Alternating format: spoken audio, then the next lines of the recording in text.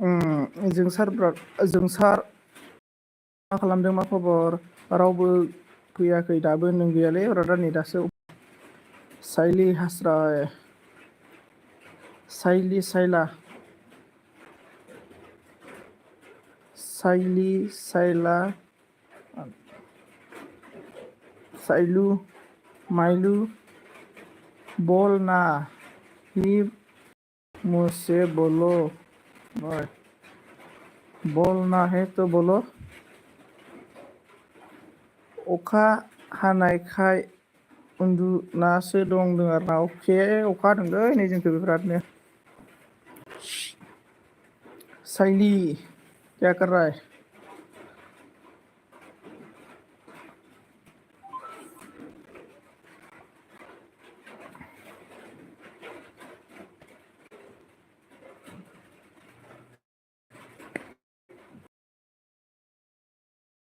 माबासोमोन मा होनना बुङो माबा मा होनना बुंगोन इयो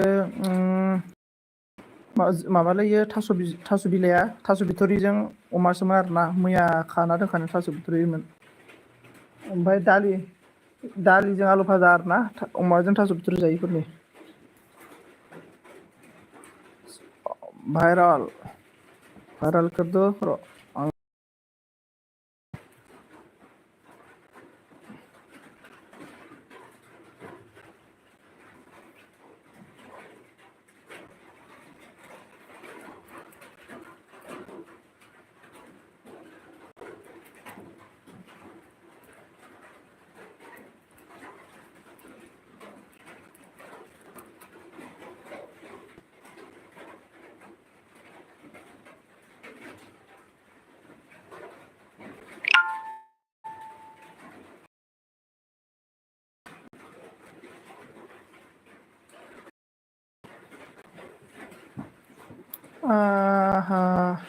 हेलो संजीत गुड इवनिंग बोल रहा है काजिंटी हेलो हेलो गुड इवनिंग काजिंटी कैसे है काजिंटी क्या कर रहा है बोलो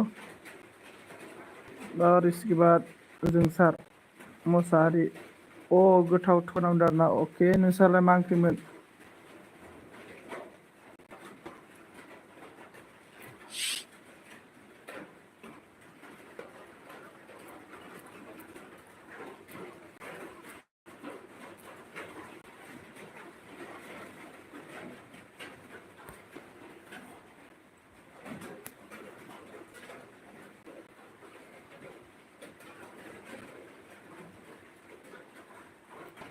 जोंना आलु नासोमोन गोथाव ब्र नोंसिनाबो गोथाव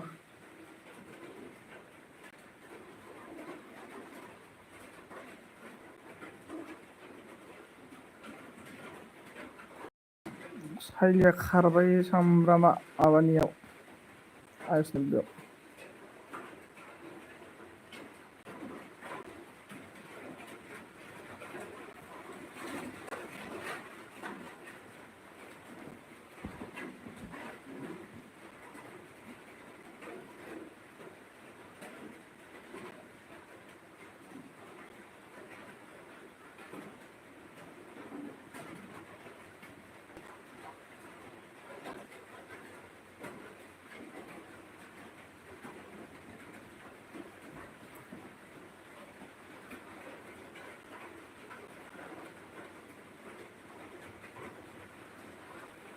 अन थेंक इउ अन थानायनि थाखाय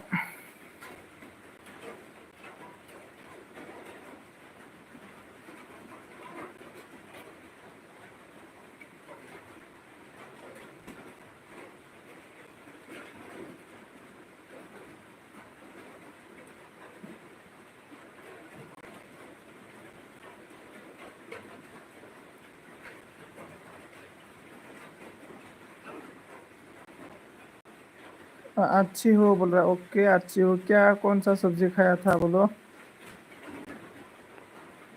अच्छी हो अच्छी तो होना पड़ेगा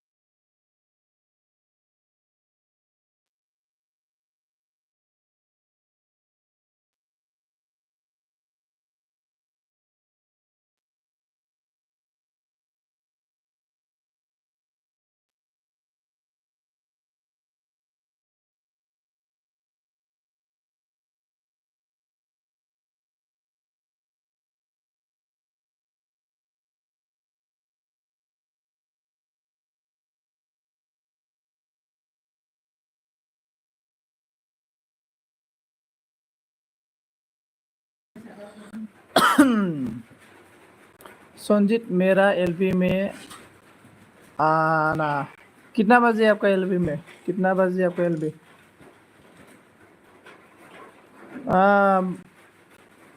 बबीता, आप तो मेरा एल्ब में नहीं रहते ना, मैं भी आपका एल्ब में ओनली लाइक देने के लिए जाएगा। मोरा मोरा, हाँ मोरा लोग जाओ जाओ। मोरा सुंचा पैकाली।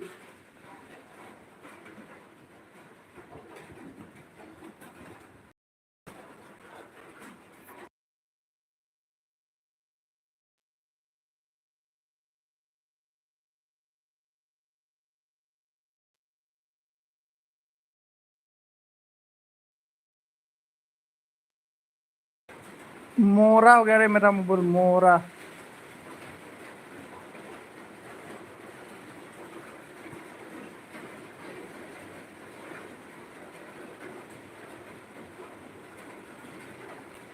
मोरा डाटा खत्म है तेरी। अरे मोरा डाटा खत्म है तेरा।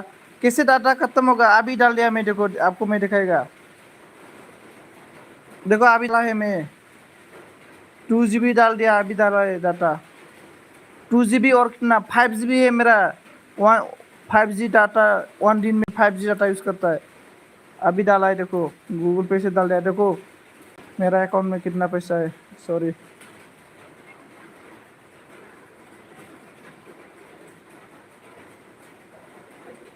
मैं ना मतलब मेरा 1 डे में 3 GB है मेरा नेट पैक, 3 GB मिलता है मैं। और अभी मैं 29 का डाल दिया, 2 GB अभी डाला, मैं डाल के ही लाइव आया है। अच्छा देखाओ बोल रहा है, क्यों देखा होगा? क्या देखना है? मुझे भी डाटा रिचार्ज कर दो। मैं आपको रिचार्ज डाल के क्या मिलेगा?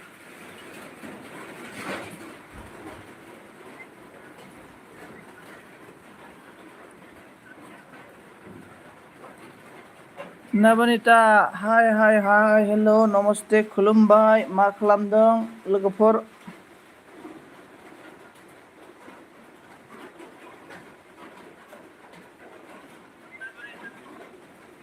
कमेंट कमेंट कमेंट बाय कलम। क्या अच्छी आपका या क्या अच्छे, मतलब ओके बाय खम हाँ, ओके बाय खलाम हाँ। क्या बोल रहा है मुझे मालूम नहीं। ज्वाइनिंग मी गो। देखो बबीता ना मेरा एलबी में अभी एलबी दिया। बबीता तो रिटर्न मिलेगा। ओके रुको, मैं अभी इसको रिमूव यार, मैंने हो रहा है अरे इसका।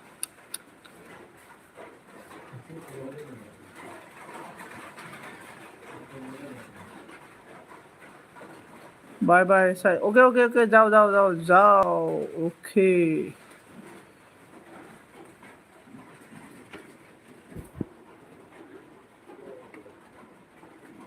Okay bye bye. Okay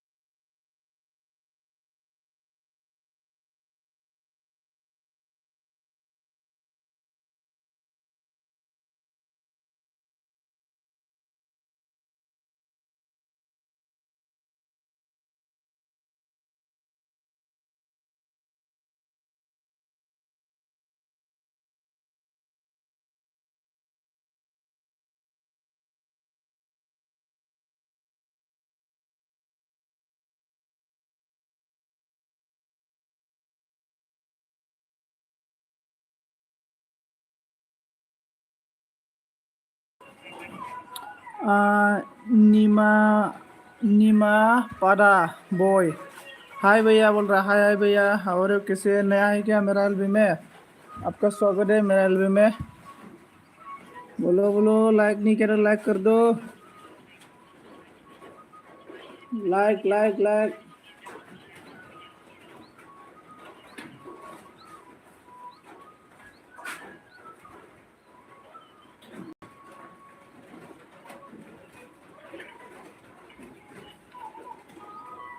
thank you so much, thank you. Support support बोल रहा है, सपोर्ट करो यार, आप भी मुझे सपोर्ट करो।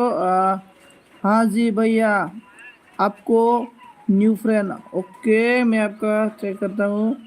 देखो ब्रदर, आपका 40 है, मैं सब क्या है आपको 40। मुझे भी आप सब कर दो।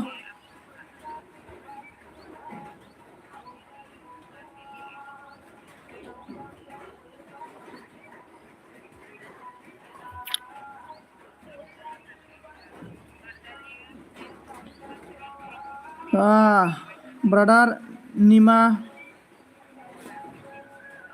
नीमा पादा ब्रदर, ज्वाइनिंग मी। आपको सब क्या है मैं।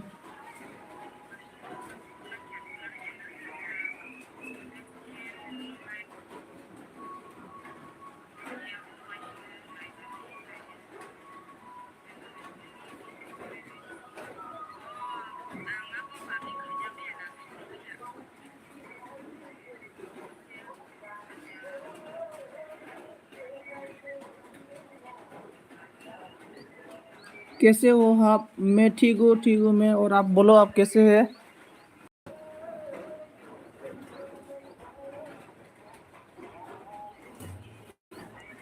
Comment comment comment comment.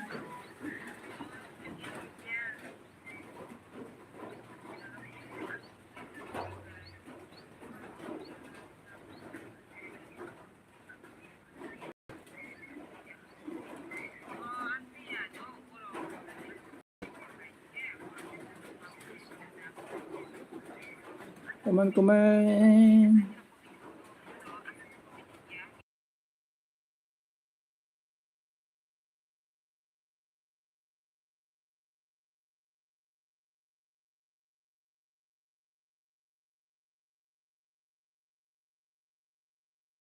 जोंना आब'आ फैबाय। हेल' हेल' आब', मा खालामदों? मा खबर आब'? बेनिफ्राय हम लोग का ब्रदर ने क्या बोला? भैया कैसे हो? मैं ठीक हूँ, और बताओ आप कैसे है भाई?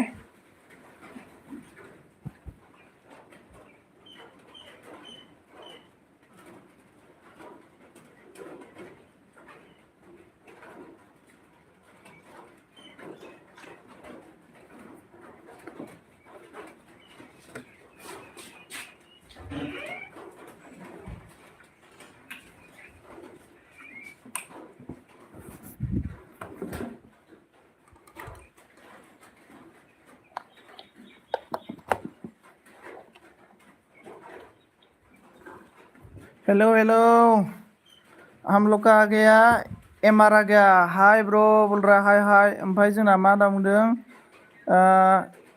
जीनू ने हाय संजीत, गुड आफ्टरनून बोल रहा है। Good afternoon Jinu, how are you, कैसे है बोलो। और हम लोग का मोसाहारी दीदी ने बोला मोजां, अखा हादों दों। जोंनिखैबो अखा हादों, अखा हादों जोंनिखैबो। ओमफ्राय जिनुआबो अन अन thank you Jinu, thank you अन अन अन। एमआर हाय ब्रदर बोल रहा है। Hi hi Jinu, hi hi. MR like done, thank you so much like देने के लिए। कौन लाइक नहीं किया लाइक कर दो दोस्तों। बेनिफ्राय बिंदिया, आं फामो, बिंदिया में समझा नहीं क्या बोला।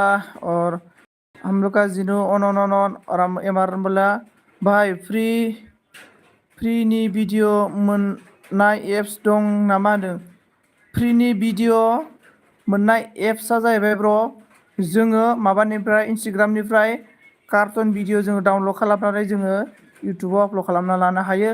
आरो मोनसे जाबाय, जोंनाव जोङो जिखुनु फिल्मफोरखौ जोङो मा होनो जोङो माबा खालामनानै फिल्मखौनो आरोना कार्टुन मडेल मानसि खालामनानै जोङो मोनसे एप्स दं आरो ना जिखुनु भिडिअ नों डाउनलड खालामदो ओमफ्राय बेखौ एप्सआव बानायदो एप्सआव माने नों बे भिडिअखौ लांनाय लोगो लोगो फुरा कार्टन जाजोबगोन आरो ना मानसियानो ओमफ्राय नों भिडिअ कार्टन जासिगोन नालाय अबेबाखौनो इडिट खालामनानै इउटुबावनो कार्टन भिडिअ बानायनानै आगारना होदो होमबानो नों जाबाय आरो ना ब्र'।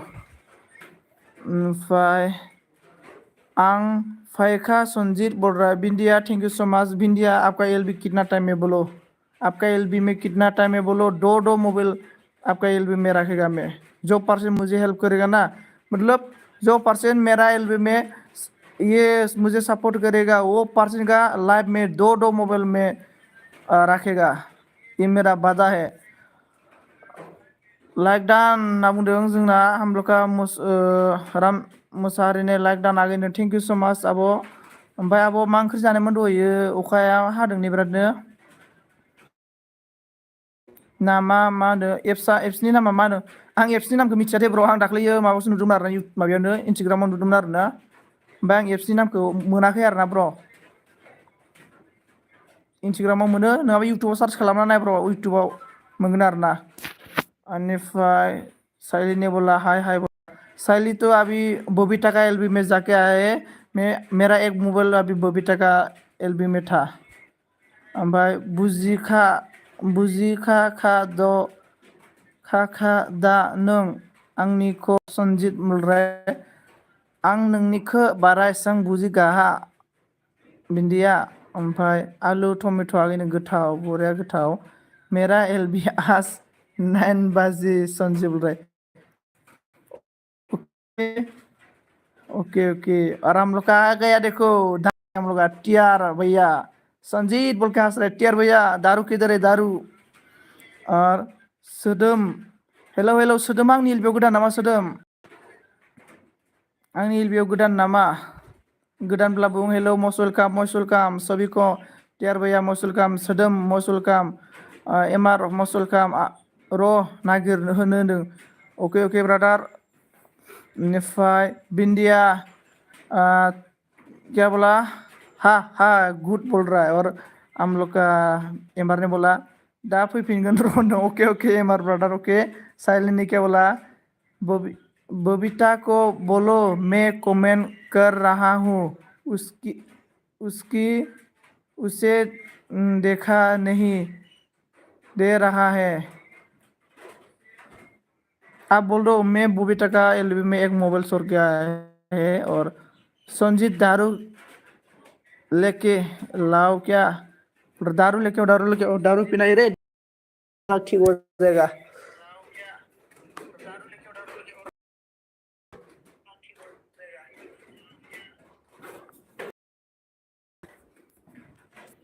दारू या और हम लोग का सोदोम ने बोला मा खबर नों खबरा मोजाङानो सोदोम ओमफ्राय सोदोम नों आंजों गोदान ना आं नोंखौ नायनो दै सोदोम नों आंजों गोदान ओमफ्राय नाय आं नोंखौ साब खालामबाय दै नाय ओमफ्राय नोंनि भिडिअखौ दा नायनो हागोन आङो नोंनि भिडिअखौ दा नायनो हागोन आं नोंखौ साब खालामबाय बेनिफ्राय आंखौबो साब खालामनानै सापर्ट खालामदो दे सदम मैं आपको सब किया है और आप भी मुझे सब करो और इसके बाद आ गया सदम ज्वाइनिंग मी बोल रहा है सदम का तो बड़ा चैनल है इंडिया आप पहले ज्वाइनिंग करो सदम का बड़ा चैनल है आज मेरा में नया नया दोस्त लोग मिलेगा बोलो जल्दी से बोल रहा है साइली क्या बोलना है बिंदिया को और बबीता को सॉरी साई अभी ब्लॉग हाय भैया बोल रहा है हाय भैया कैसे है और मेरा चैनल सब नहीं किया तो सब कर दो पी लो ना बोल रहा है काल में इतना दारू पिया ना मतलब मोबाइल किधर है मालूम ही नहीं पिया मैं मालूम ही नहीं मतलब on thank you so much कैसे है आप बोल रहा है साई अभी मैं ठीक हूँ मैं अच्छा हूँ और आप बताओ कैसे है भैया new friend please support me बोलो ओए मा जादों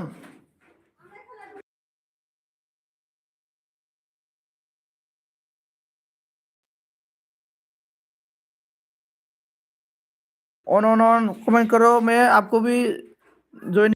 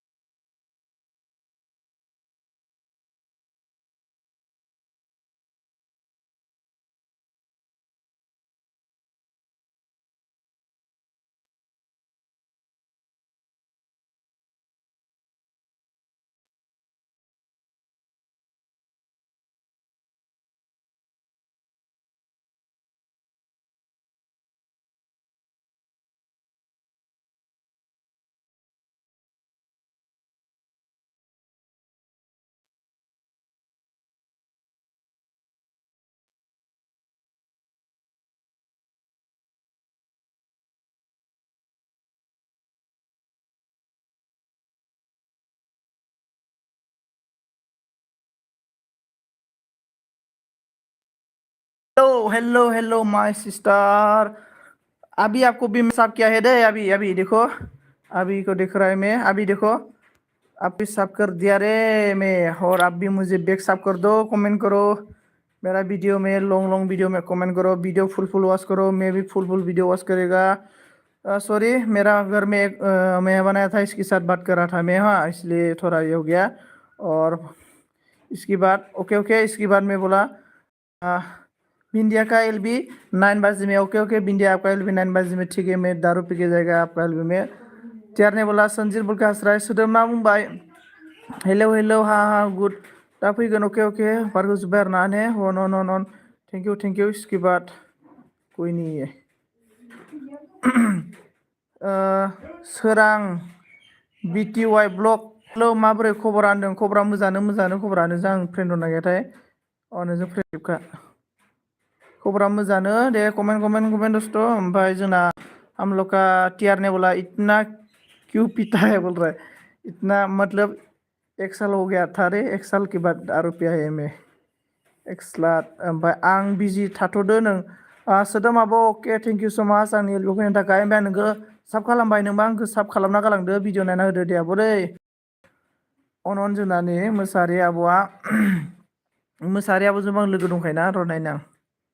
मोसाहारि आब'जोंबो लोगो दंखायो ने आब'? आंनि जिस जिसका वीडियो देखना है ना, फुल फुल वॉच करके मैं देगा। मेरा वीडियो भी फुल फुल वॉच देख के लॉन्ग वीडियो में मुझे कमेंट छोड़ के जाओ। मैं भी आप लोग का कमेंट को मिलने की साथ फुल फुल वीडियो वॉच करके देगा मैं। जल्दी से बोलो बबीता को मेरा कमेंट कोई नहीं देख रहा है बोल रहा हूँ। Okay okay, on thank you. Okay बोल रहा हूँ।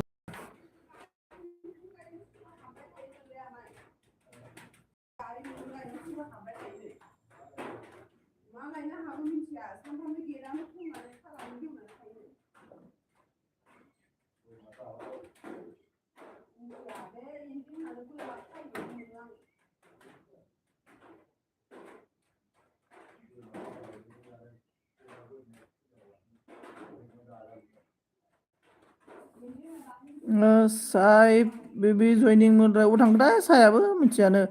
ब्लु ना नां र' बननो।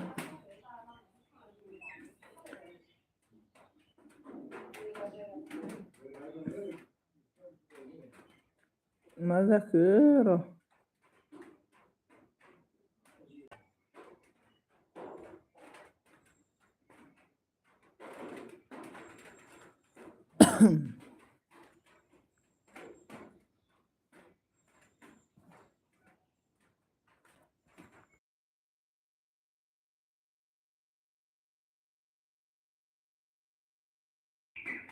किधर चला गया रे? मैं बोल दिया मोरा बोल के। ओए मोरा, बबीता नोमला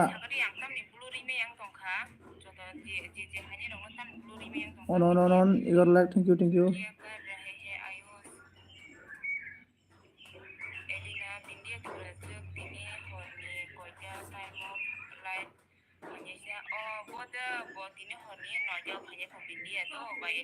मेरा कमेंट पढ़ो।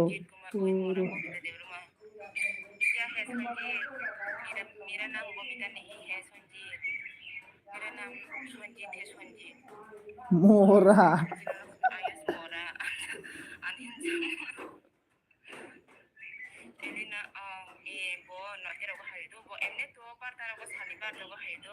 बिंदिया चला गया, मोरा बिंदिया।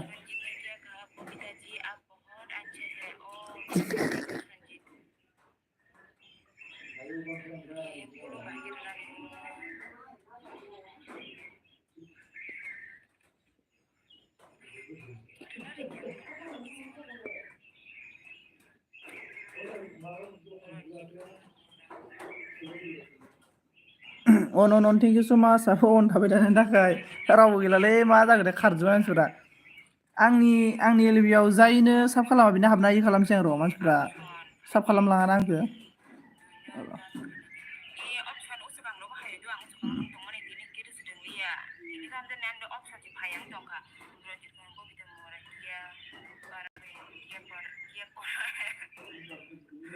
रंजीत कुमार आपने लिखा है बबीता खाना खाया हाँ हाँ खाया है on Sido Kishan Biji Doka Doka Ayaswanta Hello Jinanok Biji Minton Sari Kahambai Hadi Sari Kahambai Mulai Minton ang pinili ni Elko Kaiman ya do nang Ekorta Ha? Chong Puja Tidak Tidak Angga Puro Tidak Ini maksudnya? Nabagai Matang Kam Enggak, sudah kok ya.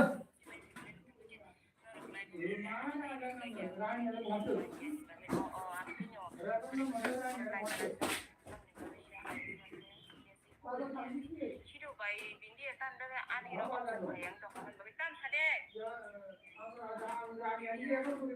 मेरी Ayush Ranjit Kumar I am 28 oh Ranjit Kumar ने बोला I am side का Ranjit bye Mana Milton dong, ini minta tabu ekor tahan asal lo kata kaya asal lo kaya jadi time tadi do ni time tadi yang baik yang ini dia tuh baik banget tuh masih time tadi dia bahai bahai abu hai ya i baik ini yang tadi di mana tak tahu tuh sakit di time tadi yang itu lewat juga yang kan yang kok Elina hello friend friend kai bai ni bai bin dia nang Elina kemudian kai miang tong mana ang bong nang bulu di miang tong anda tam dan tong ke sama tam se yang tong andang je sama dia komena je sama ni am yang tong wani do do bai no ani lai bo kai ni ang ni lai bo oh ini sari ni sebenarnya na bhai manai bukan ke sumai men sang do ani abot be hai hai koi Sebenarnya dengan yang dua ang ini baca kita pas kita ini kan cuma LPTV nanti sobat yuk. Oh, aku kira nanya tuh aku aku mau yani perlu ini yang tak boleh angkat dari pada dia. Hello Aditya, macamnya aku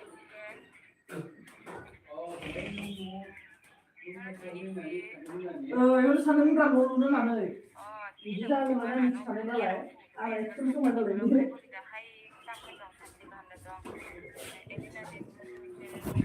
Hello. Oh, thank you, Abi, thank you so much.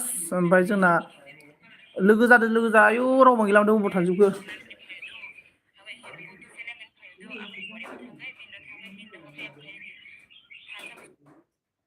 साइलियाबो खारबाय नामा I head you बोल रहा है साइली देखो मैं अब इतना comment कर रहा है कमेंट नहीं रिप्लाई नहीं करता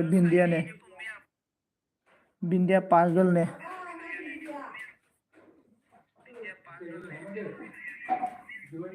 बिंदिया नहीं सॉरी माबा बबीता साइली क्या हो गया आपको क्यों रो रहा है क्यों आई हेड यू मेरा जान है आप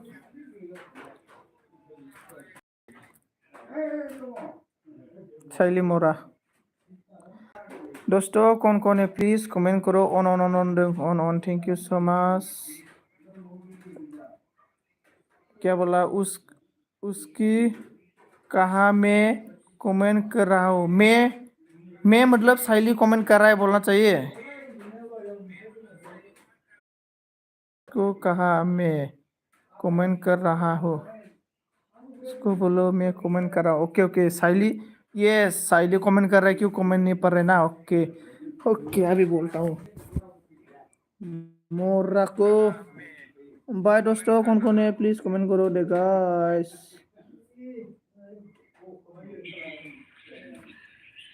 मोरा बबीता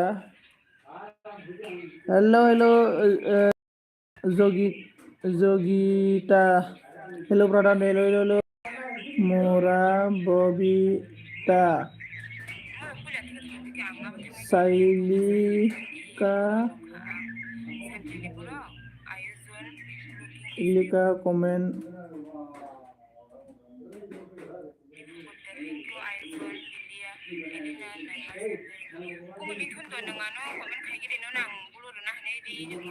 बोल दिया रे बोलो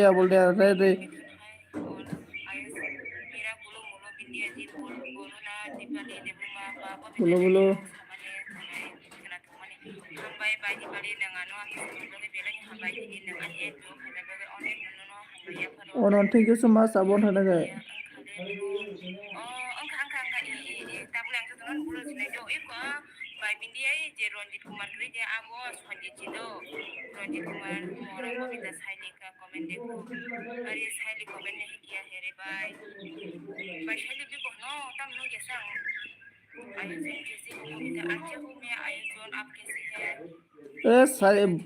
साइली माइली कमेंट नहीं कर रहा है और गुलू गुलू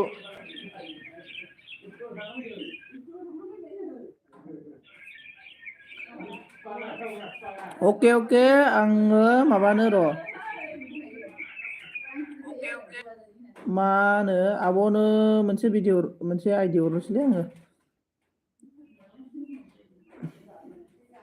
दे कमेन्ट खालाम दे जानला मानला कमेन्ट इदि हरलाबाय आरोना जिखुनु इफोरबायदि कमेन्ट हरलाबाय मा होनना बुंगोन र' जानला मानला इफोरबायदि कमेन्ट लिरलाबायलायला आब' सोर दङ आइडि मोनसे हरनां र' आब'नो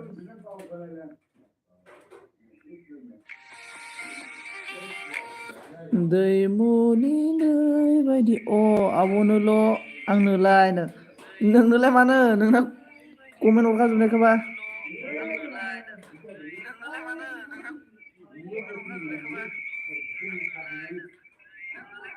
र' दे जोमावनिखौ नागिरना आङो जोमाव फाग्लानिखौ दानखा नै जोमाव नोंनिया बिजों जानला मानला कमेन्ट खालामलाबाय था दे आं आब'नो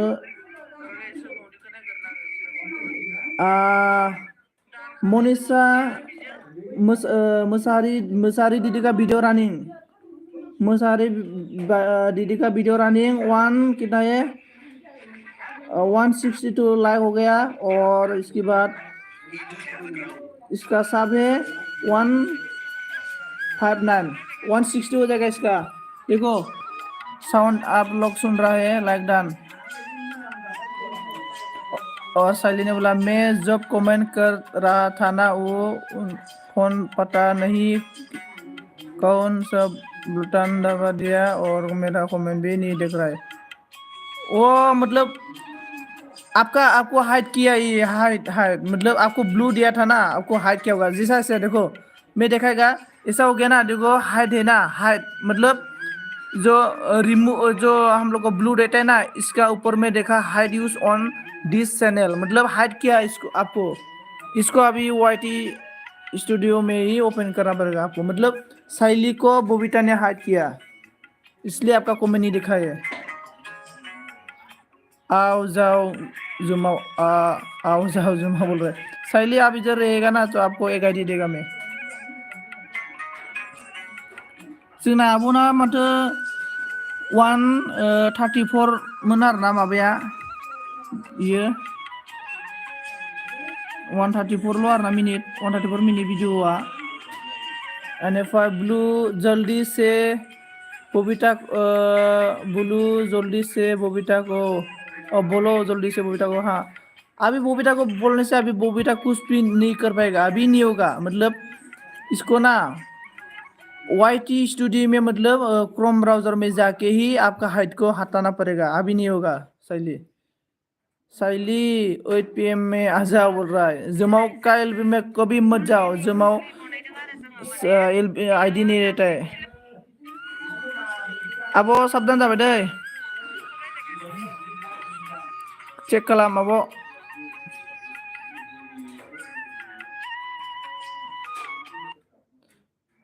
साइली आपका वीडियो रनिंग साइली का वीडियो रनिंग कौन सा वीडियो को रनिंग करेगा को साइली का हस्बैंड देखता हूँ मैं साइली का हस्बैंड कैसा है किधर है साइली का हस्बैंड ये होगा शायद बस साइली इतना मतलब खाने में पूरा इतना वेडिंग वीडियो पार्ट 2 तापरा वेडिंग आज मेरा किस्मत खराब साइली का किस्मत खराब नहीं हो साली मैं आपको आईडी दे रहा हूँ ना नहीं आएगा ना LB सालीगा आप जारने ही साइली बोल रहा है ओमफ्राय जोंना थेंक इउ फंबाय नावदों अनन MR ब्रादार माबोरै जाखो एप्स नागिरनाया मोना मोनाखै एसे खोन्थादो साइली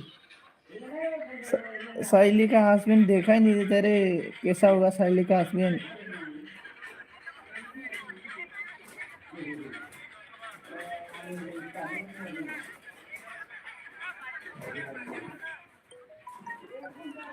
किधर गया साइली? किस्मत खराब।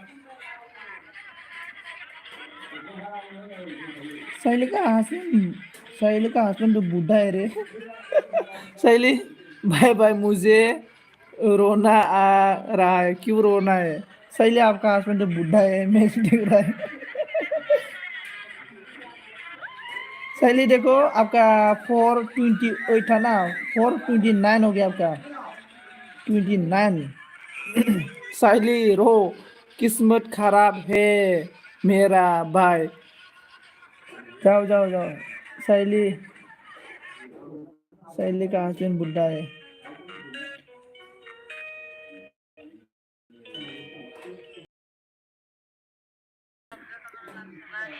देखो साइली का आवाज। हाय फ्रेंड, दोदर लादली बोल रहा है साइली ने। साइली का तो कौन सब्जी बना इतना सब बड़ा सब्जी। मा दावराव भाई, दावरावा माने साइलिनि भिडिअ नायदोंमोन आङो ब्रो। थानसा ने बोला लाइक डान, थानसा ने बबीता का एल्बम में घूम के अभी आया मेरा एल्बम में, आपका स्वागत है। और दावराव के, और मोरा हस्बैंड नहीं है मेरा ब्लॉग में। आपका हस्बैंड बूढ़ा है इसलिए आप ब्लॉग में नहीं डालता है।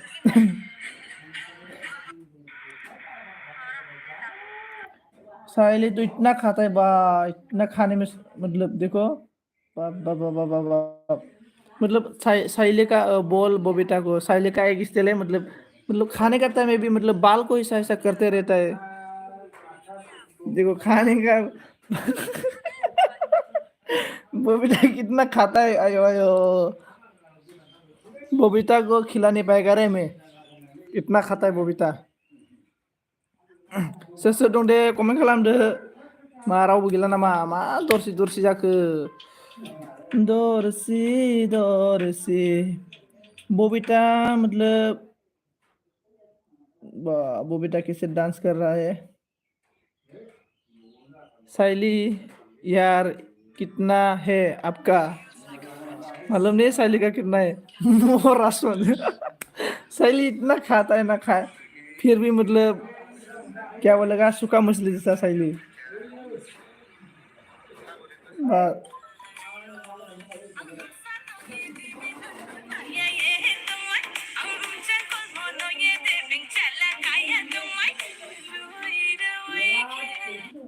सुन रहा है ना साइली? साइली का रिश्त देख रहा है मैं।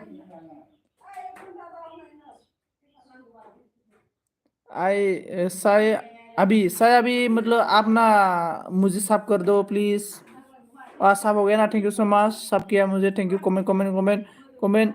क्या सॉन्ग है वहाँ बोल रहा है? थानसा, थानसा ब्रो, और साइली है ना, साइली का सॉन्ग है।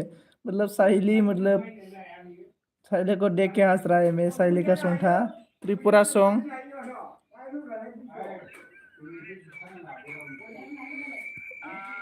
प्लीज ऑल फ्रेंड बोल रहा है। ओके देखो, साई अभी साइली को सपोर्ट करो, मतलब सब करो। देखो मैं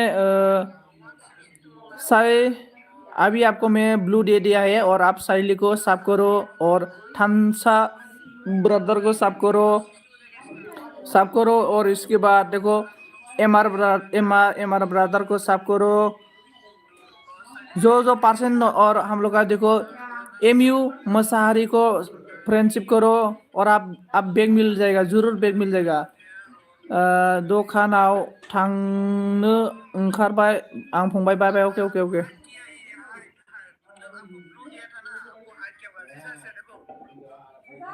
थांगो थांगो।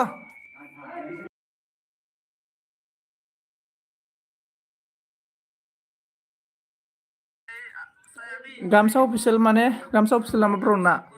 दे कमेंट करो, कमेंट कमेंट दोस्तों। How are you bro? I am fine bro. भाई गामसा बोल के हंस रहा है। कमेंट कमेंट दोस्तों। आप लोग ना जल्दी जल्दी मुझे 1K कर दो। कितना टाइम है मुझे 1 करने के लिए? ओनली मुझे 150 नहीं 130 ना, मुझे ओनली 110 मुझे सब लगेगा। इसके बाद मुझे मेरा 1K होगा ना, मेरा 1K होने के बाद आप सभी को मैं आईडी देगा। और इतना आईडी के साथ साथ देगा मतलब मैं आप सभी को 6 आईडी देगा। और 6 आईडी में आप लोग का कम से कम 5 वीडियो फुल वीडियो रनिंग करके देगा। मैं 6 आईडी से कितना होगा आप लोग का? 6 आईडी से 5 10 10 20 30 40 50 50 वीडियो 50 एक वीडियो को 50 टाइम मतलब वीडियो रनिंग करके देगा। मैं एक वीडियो को 50 रनिंग करके देगा आप लोग को। मैं 1K करने के बाद जो पर्सन मुझे मतलब मेरा एलबी में आके मुझे ऐसा सपोर्ट करेगा, ऑलरेडी तो साइली का वीडियो को मैं ऑलरेडी रनिंग करेगा ये 1K होने के बाद। और जो पर्सन आएगा और उसके बाद खाओ गमसा तू क्या थमसा बोल रहा है, खाओ थमसा। On guys comment comment comment. 6 ID देगा और 6 ID Mein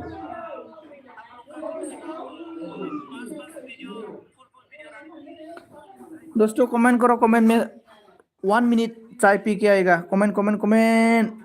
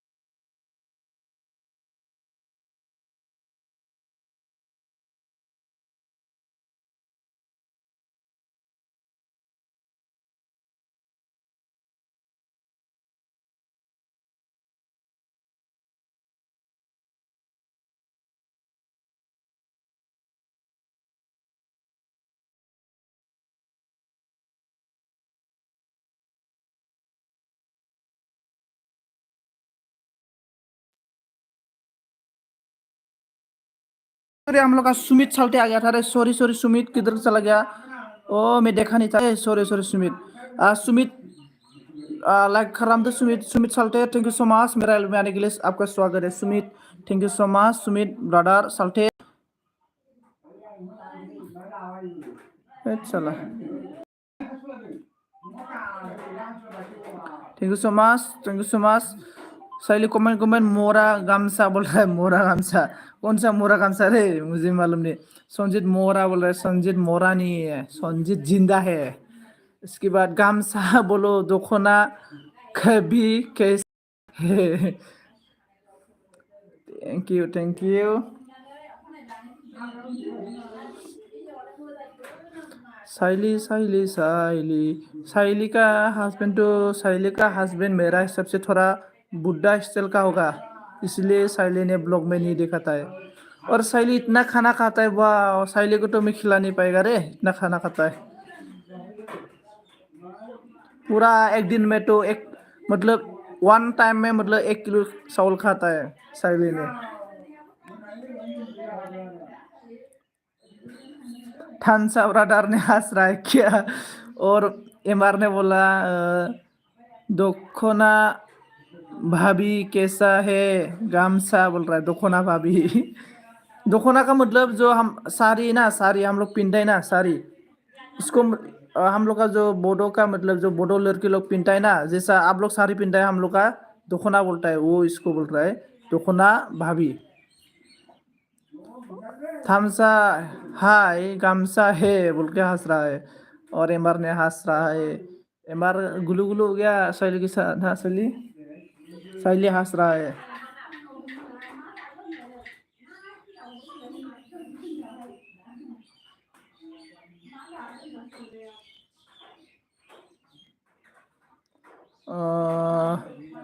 busy busy busy busy.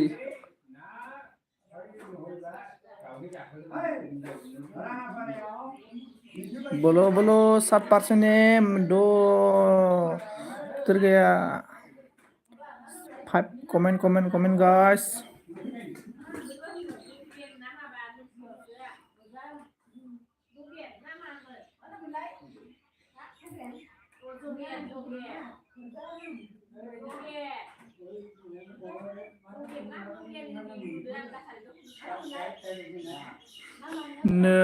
Nepali you are Gamsa बन्ना तिमी लाई। मुझे नेपाली नहीं आता है रे, थोड़ा थोड़ा आता है। मैं ना देखो, मैं आप लोग मेरा हिस्टोरी कौन कौन सुनना जाता है, एक नेपाली से मेरा नेपाली लड़के से एक हिस्टोरी था, कौन कौन सुनना जाता है कमेंट करो। आज मैं एलबी पर नहीं आऊंगी। शैली क्यों नहीं आएगा एलबी? बाजी बाजी वाइटिंग कमेंट कमेंट।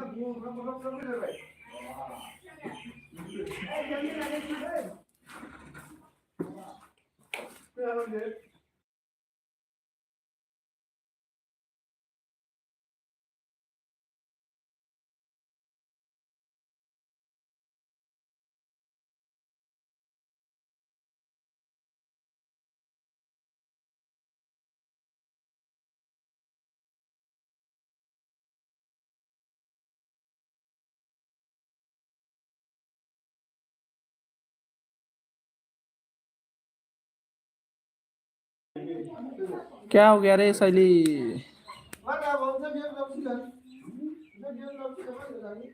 बोले तुर कैसे फंगले मोबाइल ऑन खालाम रहा। मुझे कोई नहीं प्यार करता है। मैं जाएगा ना आपका।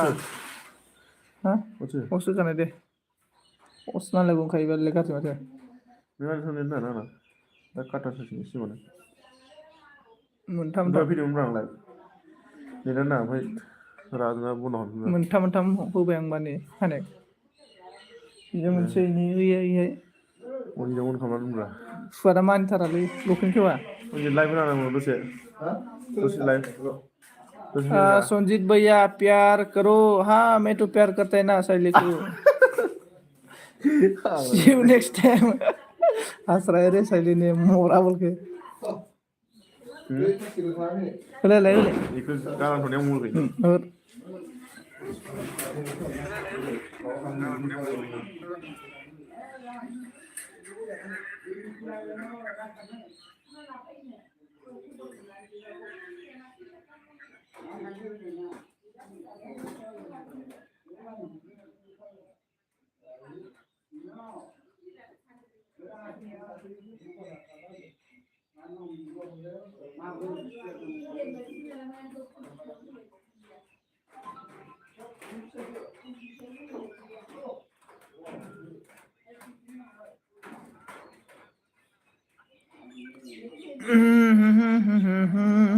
फाग्लासो जाबाय नामा नोंनि थाखाय नेना थागोन आं सना नोंखौ। शैली ने हंस रहा है। गामसा तुम वो दखना बोलो।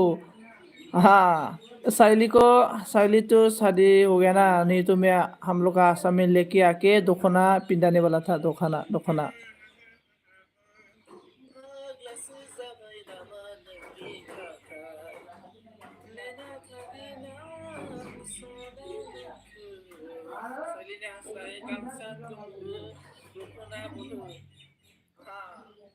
फाग्लासो जाबाय नामा नोंनि थाखाय सना फाग्लासो जाबाय। आंगासिनो दङ। मेरा चाय तो पूरा ठंडा हो गया आप लोग से सब बात करके दोस्तों। ला ला ला ला ला ला ला ला ला ला। ला ला ला ला ला ला ला ला ला ला ला। ला ला ला ला ला ला ला ला ला ला ला ला। Five glasses by everyone. Okay, okay, my brother. Thank you so much. Thank you so much. और wow, wow, wow, wow बोल रहे हैं हम लोग का सैली ने।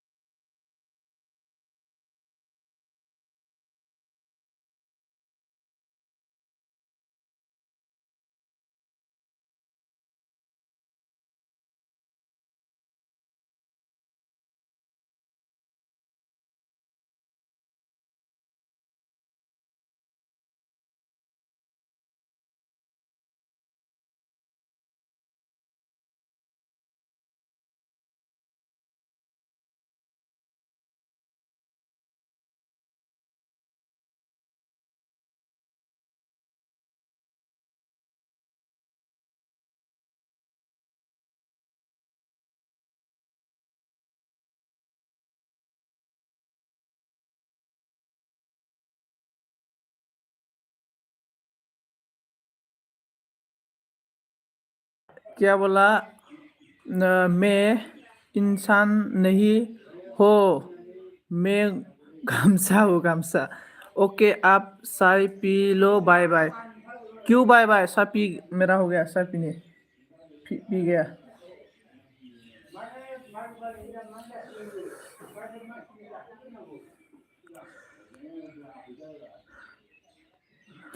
अभी तो कोई भी नहीं है रे मेरा पास। अभी कितना मेरा शैली देखो कितना दिखा रहा है 5 दिखा रहा है ना। सभी में कोई कोई को फोन मर के मेरा एल्बम में रखा है।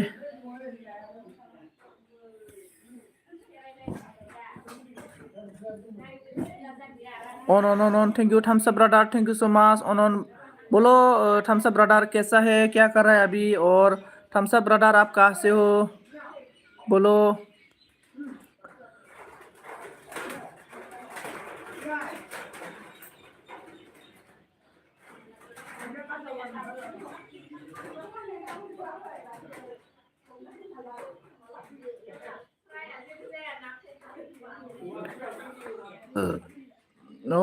ऑन त्रिपुरा। ओ थम्स अप ब्रदर भी त्रिपुरा से हो ओ थम्स अप ब्रदर आप त्रिपुरा किधर से है मतलब? शैली से कितना दूर मतलब शैली का सामने होता है क्या दूर में होता है?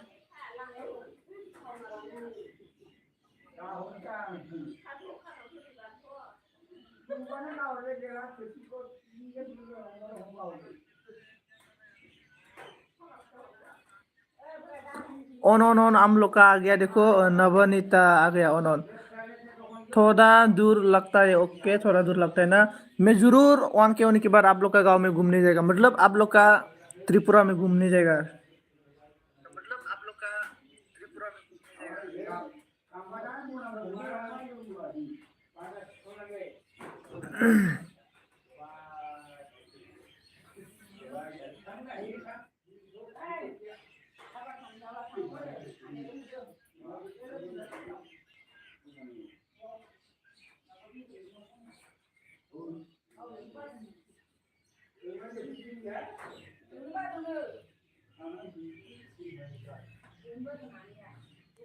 हेलो हेलो रावबो कमेन्ट खालामालै माथो।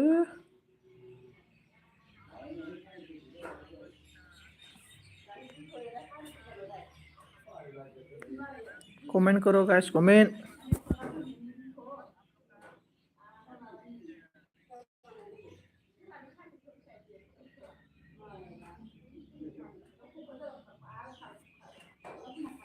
ए कमेंट ले गए जाब्रा।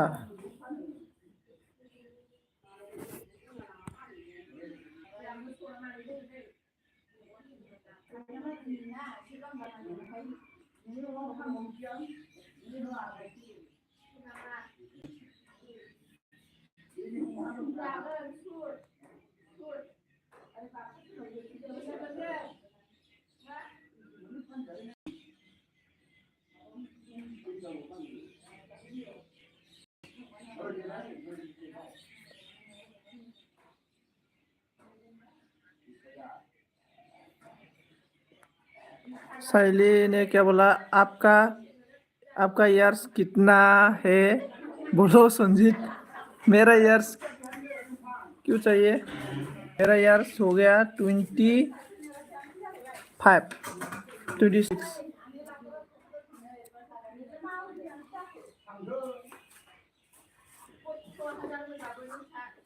आं मिथिगौ फैया नामा नों फैदों रायलाय फैगोन रा राधे राधे राधे राधे रीना जी, राधे राधे राधे राधे राधे राधे। रीना जी बोलो कैसे है आप। आजकल तो मेरा एल्बम में आप नहीं आता है।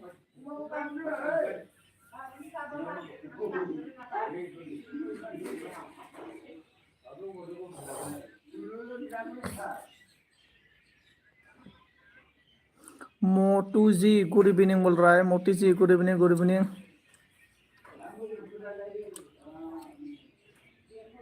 माने जेनेबा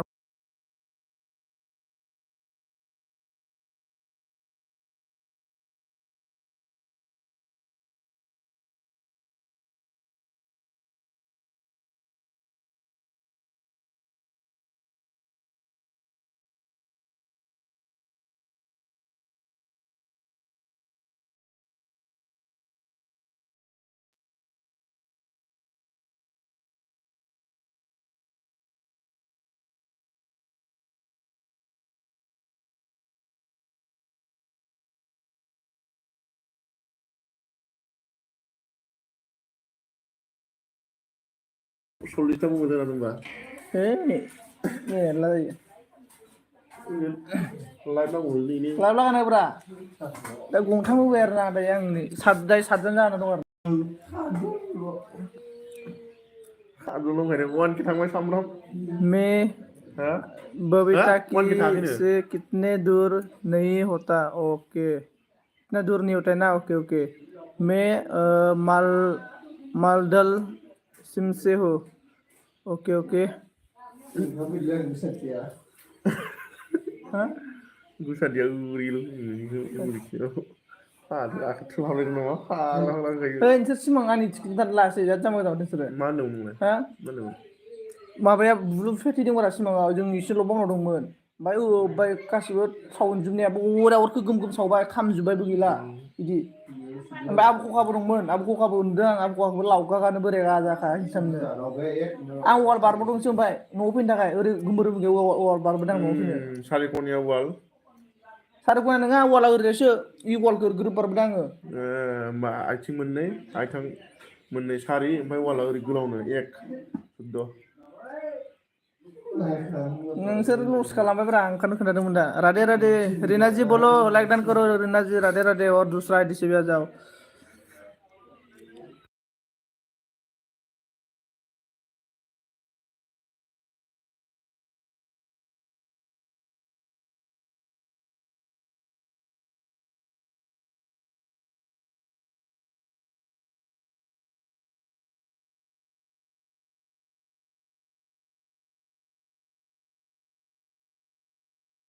वानके थांबा थांखागोन दा ओइलाय बियो दाख्लै बेंकआव एकाउन्ट बानायगासिनो दं रायोना फैसा हाबनायनिया।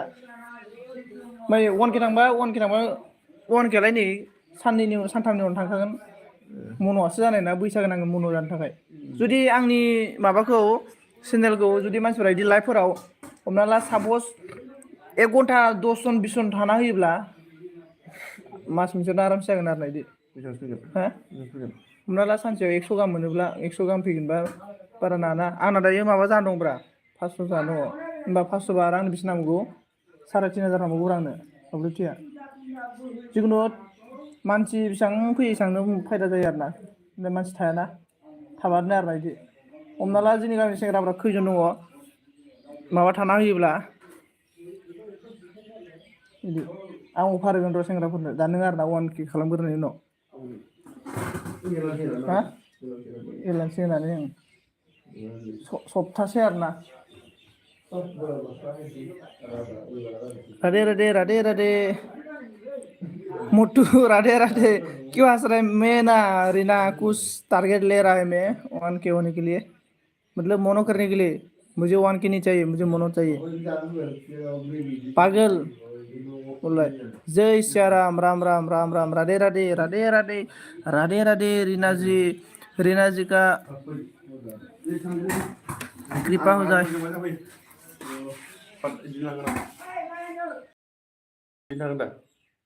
डाटाथ' मोनहैनाय नङा ना नोंथां आंनि मोनसे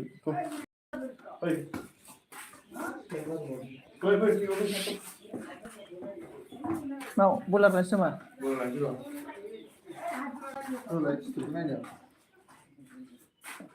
राधे राधे दहायनिया इदि लुथा खालामना जानांगोन आङो लामा सेवगोन आरो ना मा होनो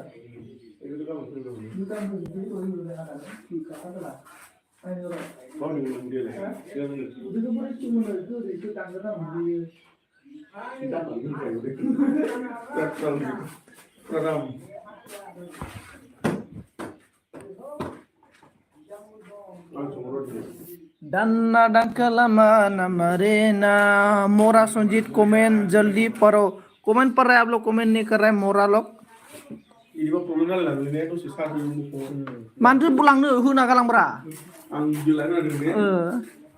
सब मोरा है रे मेरा फ्रेंड लोग मोटू हम जा रहा हूँ रीना क्यों जाएगा तो रीना मेरा दुश्मन नागिन मेरा दुश्मन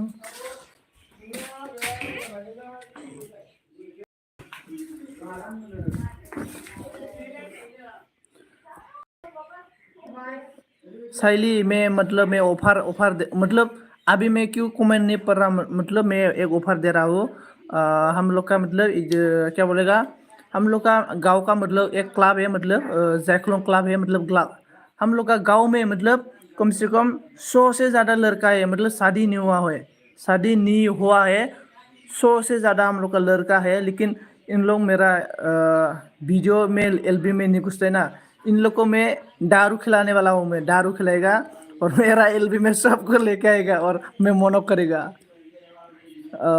रीना जी हंस रहा है हम जा रहा है जा क्यों ऐसा रीना जी और दूसरा आईडी से आ जाओ ओ पार का करो ओ पार का परो कमेंट बोल रहा है और लड़का रीना हंस रहा है रे रीना हंस रहा है चैनल डिलीट कर दिया क्यों श्याराम जय राम रघुपति राघव राजा राम रीना काम ज्वाइनिंग मी बोल रहे देखो रीना को मैं ब्लू देता हूँ रीना ज्वाइनिंग हो जाओ जुमा ब्र जुमाय गिलानसेल' नांगौनो जुमाय गिलानसेयाव 50 मानसिया मा होनो आधा 1 घन्टा एलबि थानो हागोन आरो ना सानसेयाव जुमाय गिलानसे ओमफ्राय 1 घन्टा एलबि थानो हागोन आरो ना मानसि नांगौबा अफार जुमाय गिलानसेनि दामल' नांगौ आरो ना अन हम नहीं करेंगे अन मोटू तुम नहीं करेंगा क्यों हंस रहा है तेरी और मेरा यार सेम है मोरा संजय बोल रहा है शैली आपका यार्स कितना है बोलो शैली का यार्स कितना है रीना जी पूनम ना आजकल इतना ईगो हो गया ना 1K होने के बाद साला मेरा एलबी में आजकल नहीं आता है मैं पूनम का एलबी में थोड़ा जाके भी लाइक करके आता हूँ ना मैं लेकिन पूनम मेरा एलबी में लाइक भी करने नहीं आता है आजकल और मैं पूनम को इतना मतलब पूनम के लिए मैं एक वीडियो बना के मतलब ब्लॉग वीडियो बना के मैं दे दिया ये इंस्टाग्राम में अभी तो इंस्टाग्राम भी चेक नहीं किया पूनम तो इसलिए मैं इतना गुस्सा आया मतलब आजकल से मैं किसी को भी हेल्प नहीं करेगा और मोटू गुड बॉय बोल रहा है मैं तो गुड हूँ लेकिन आप लोग कब गुड हो जाएगा राधे राधे राधे राधे मोरा किधर गया 25 है बोल रहा है शैली आपका यार मतलब 25 to 25 मतलब कितना में, मतलब 1999 और कितना जनवरी फरवरी कौन सा माह में हुआ था? मेरा है 1999 जनवरी 2 तारीख मेरा। हम अच्छा नहीं है साइली पुनः रीना जी आप बहुत अच्छा है, बहुत अच्छा लड़की। मतलब मैं रीना जैसा फ्रेंड नहीं मिला, मैं रीना जैसा फ्रेंड नहीं मिला। जैसा राम ने हनुमान जैसा भक्ति मिला है, तो मैं भी रीना जैसा फ्रेंड मिला है। बहुत अच्छा है रीना, क्योंकि रीना मुझे इतना मेरा एलबी में आके मुझे सपोर्ट करता हो। ब्लू ले लो, ओके ओके ब्लू लेता हूँ, ओके आपका मर्जी। मेरा एलबी में सभी का मर्जी से लेगा। रीना बोलेगा वो होगा, साइली बोलेगा भी होगा, जो बोलेगा वो बोलेगा, साइला बोल के बोलेगा ये भी उससे लेगा। ओ नो नो, कौन कौन है पास? आठ भी 1 2 3 4 5 6 7 8 9 10 11 12 13। हम अच्छे नहीं है, क्यों अच्छा नहीं है? आप तो बहुत सुंदर है, देखने में भी अच्छा गोरा है। साली इतना लेट लेट कमेंट कर रहा है, क्या कर रहा है चलिए आपने? मोटू क्यों बोला रीना अच्छा नहीं है? ओए सोर लाय आं गाबज्रिदों सेरा।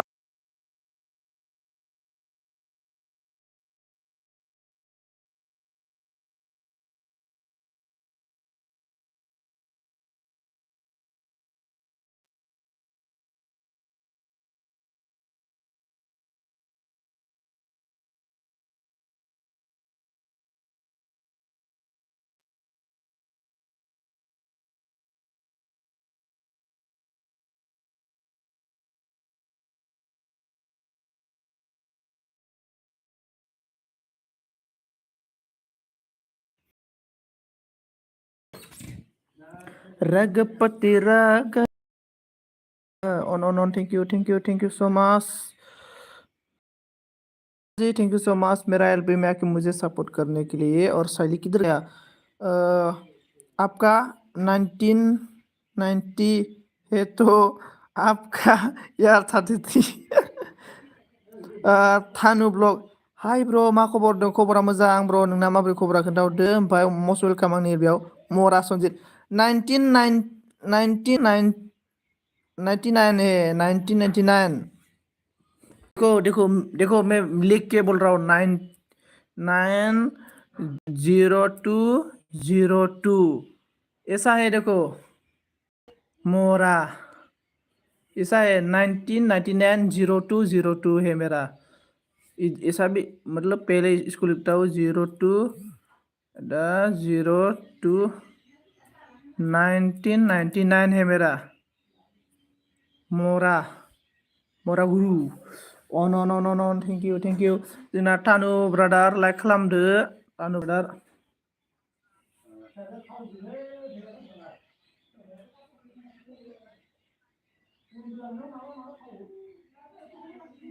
आपका बोलो कितना है आपका? ओके सुना अभी, ओके सुना अभी। और आपका बोलो कितना है?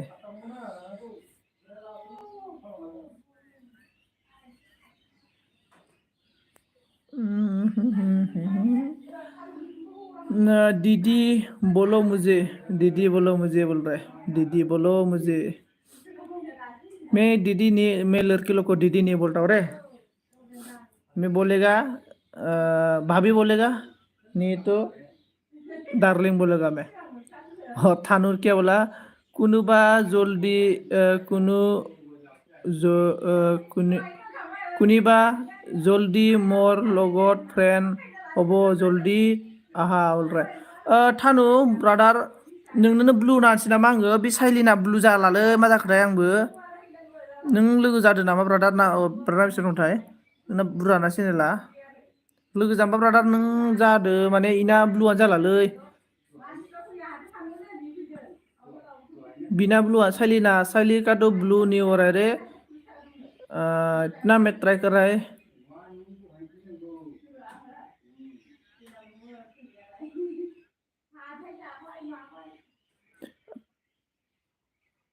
सानू साइली फिर भी टानू को मतलब क्लिक मार दो, आपका ब्लू काम करता ही नहीं करता है, मतलब आपका मेरा में दिखा रहा है, मतलब नहीं हो रहा है ना, इसलिए थोड़ा टेस्ट करके दिखाओ ब्लू काम हुआ कि नहीं हो रहा है।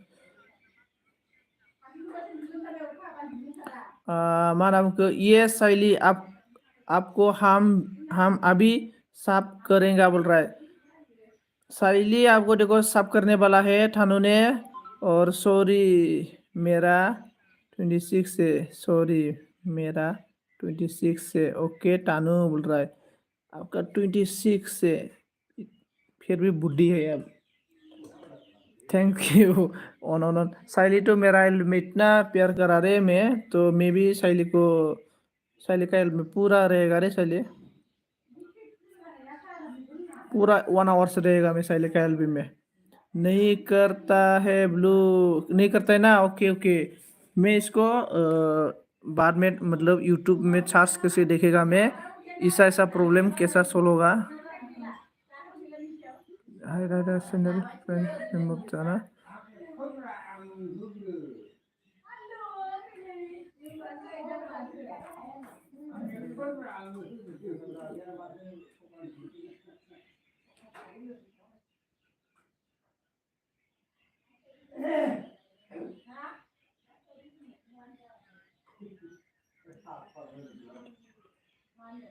दिबर्मा नहीं करता है ब्लू बोल रहा है।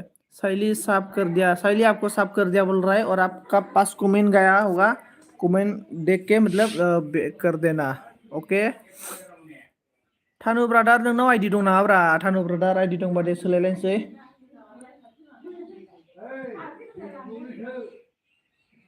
ओके मैं रिटर्न कर दूंगा बोल रहा है। शैली का कितना हो गया? शैली का कितना हो गया? 30 हो गया, 430 हो गया शैली का।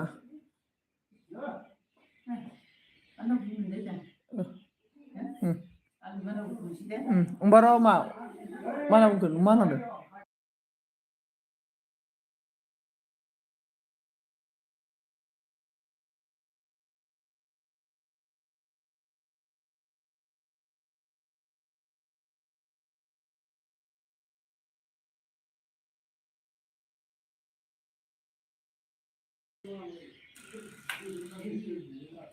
बावखुंग्रि हाजो सेरनि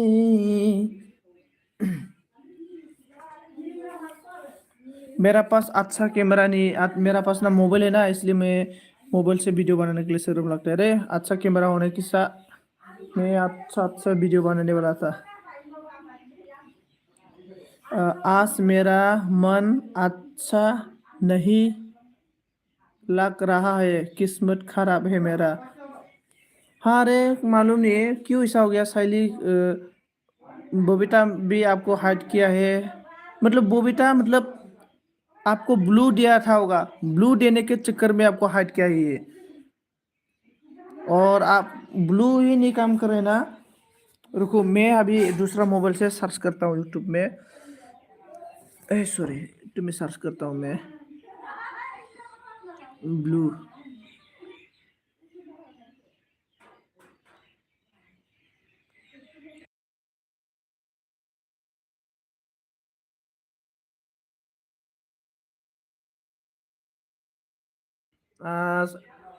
अरे मैंने तो पहले ही साफ है थानु। सानु नोजों फार्स्टआवनो साफ खाना माथो नै जोंना माबाया।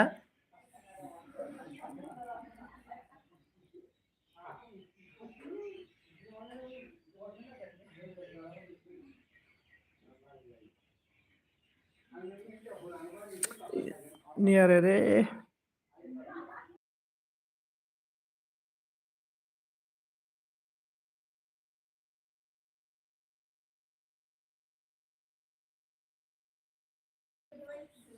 हेलो हेलो बंदे बंदना, सॉरी बंदना दीदी आ गया। बंदना दीदी मतलब शैली को ना मैं ब्लू ब्लू दिया था, लेकिन ब्लू ही नहीं होता है, तो इसका प्रॉब्लम आपको आप ये मतलब ऐसा क्या बोलता है रे, प्रॉब्लम है रे, प्रॉब्लम क्यों प्रॉब्लम होता है मालूम नहीं है रे। मोस्ट वेलकम वंदना दीदी, आपको स्वागत है मेरा एल्बम में। वीडियो नहीं आया रे, वीडियो इतना देख रहा है मैं, नहीं आया, मालूम नहीं क्यों ऐसा हो गया।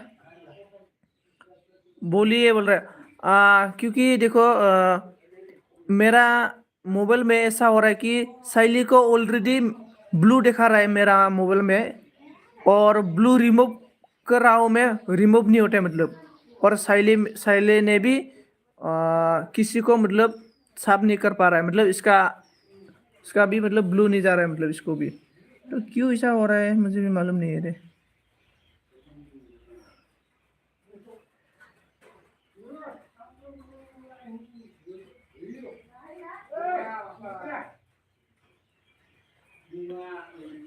सर्च में मोरा मैन अच्छा नहीं लग रहा है, शायद शायद थाबियाक खरंगा होगा। क्या बोल रहा है रे। On thank you so much Bandana दीदी, Saili thank you so much. और वापस बारिश आ गया। वंदना दीदी आपका गांव में बारिश आया कि नहीं आया है।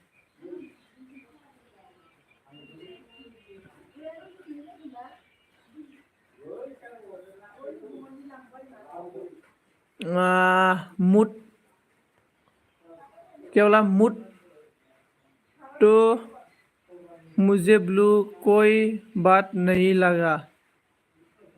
मतलब आप गूगल क्रोम से सर्च लॉगिंग का ब्लू की, आप गूगल क्रोम से शेयर लॉगिंग का ब्लू के कर पहले कोरेस करे। ओके, शेयर लॉग का ब्लू ले लो सभी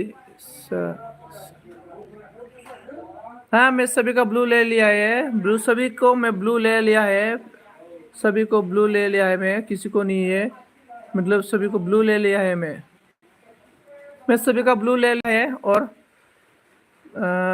फिर से करो, मैं सभी का ब्लू ले लिया है और फिर से करो है ना। देखो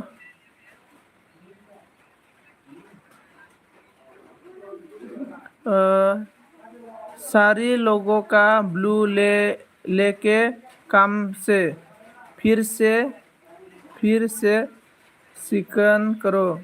चिकन मैं सभी का ब्लूटूथ ले लिया है। देखो मैं इसको काटता हूँ, मैं काट दिया। अभी मैं इसको यूट्यूब में मिल जाएगा।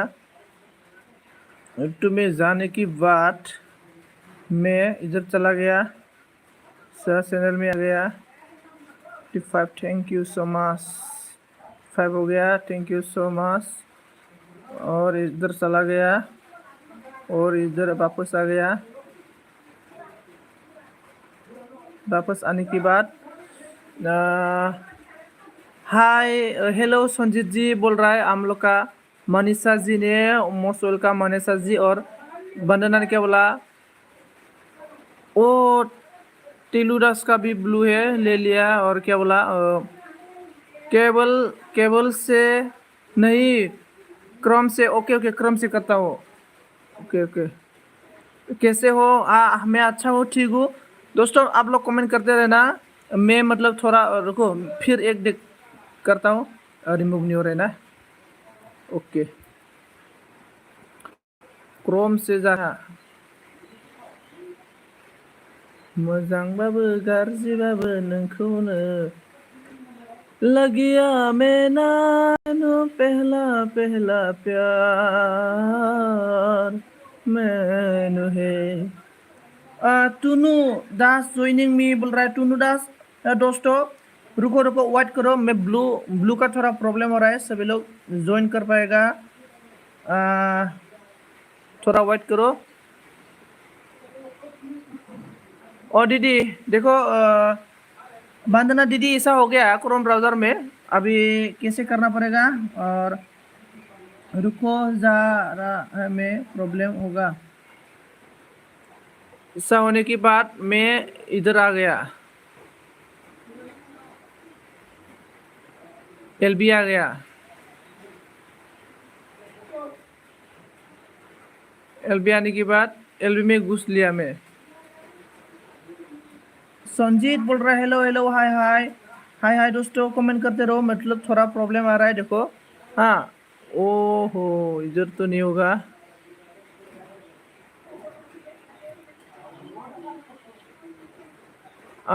कैसे ओपन करके दीदी, मुझे कुछ समझ में नहीं आ रहा है।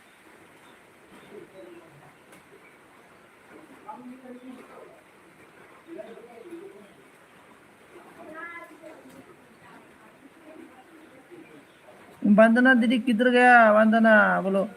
साइली प्लीज हमको सपोर्ट करो। साइलिया तानु नोंखौ सानुआ अलरेडी साब दंनो माथो। सानु अलरेडी साब दंनो इनिफ्राय किधर गया मेरा लाइव, किधर गया?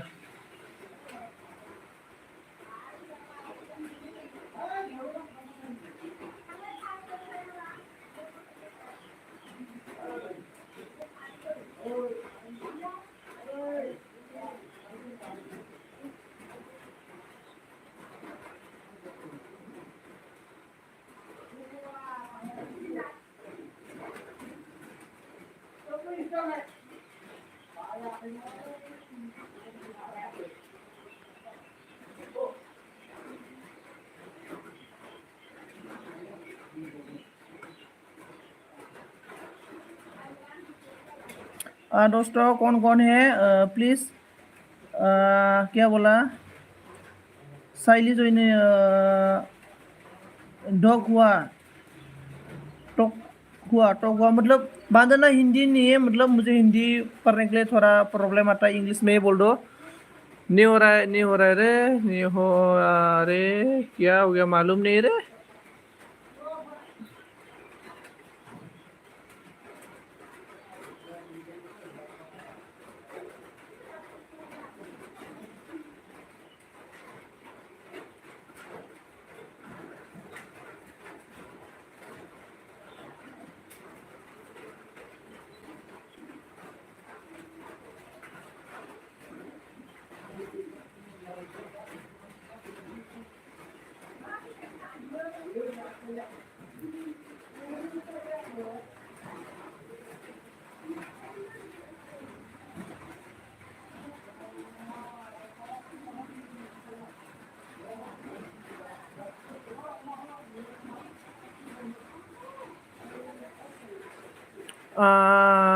ओके ठीक हो। Monisha D join in please. Monisha किधर गया? मोनिशा को ब्लू डेटा होने में न्यू आ रहा है। मोनिशा को ब्लू हो गया और कुक वेटिंग को ब्लू हो गया और ब्लू हो गया और अनन आंनि गोसो पि brother most welcome brother, support खालामलायदो दे ब्रादार, आंनि पि गोसो कमेन्ट खालामदो दे। ओमफ्राय साइलि अनन म रका मरा सन्जित क्या बोला? रका मरा आं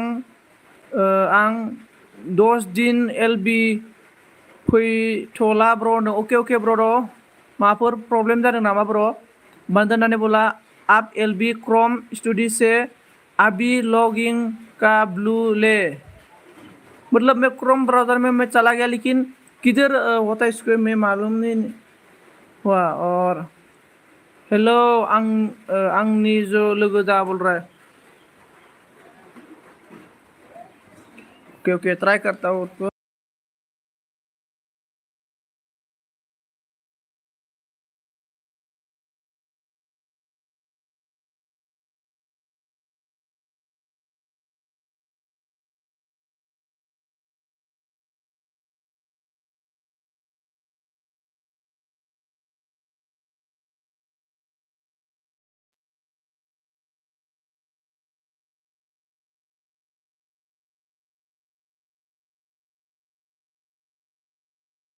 जोंना मा होनना बुंखो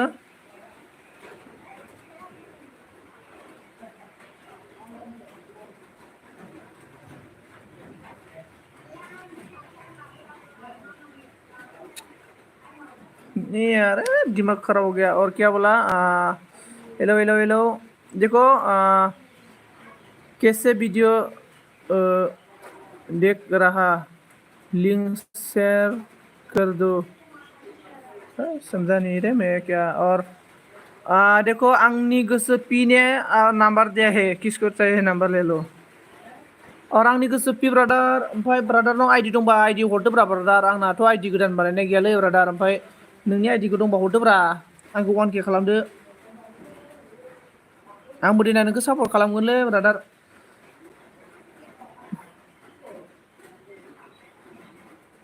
हेलो हेलो, कमेन्ट कमेन्ट।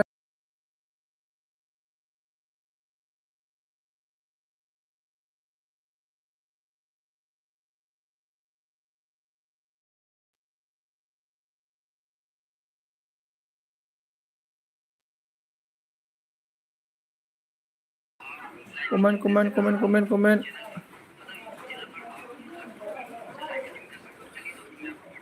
मरा गया, मरा गया। मेरे यहाँ प्रॉब्लम होगा संजीत, मत करो। मेरे यहाँ प्रॉब्लम होगा, मत मत करो। साइली, आपको कुछ प्रॉब्लम नहीं होगा। प्रॉब्लम होगा तो मेरा होगा, आपका नहीं होगा। और साइली साइली साइली को मैं आज से क्या बोलना है साइली आपको? साइली मुझे गर्लफ्रेंड दे दो यार, त्रिपुरा का गर्लफ्रेंड। मैं त्रिपुरा का एक नागरिक हो जाएगा ना, सिटीजन, त्रिपुरा का सिटीजन होगा मैं।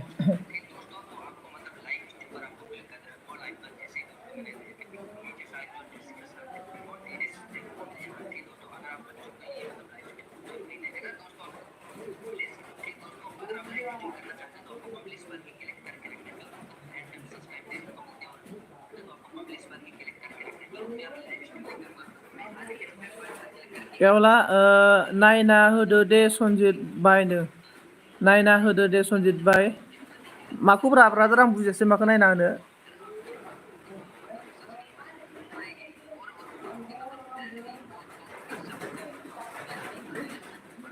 क्या बोल गया मुझे कुछ समझ में नहीं आया।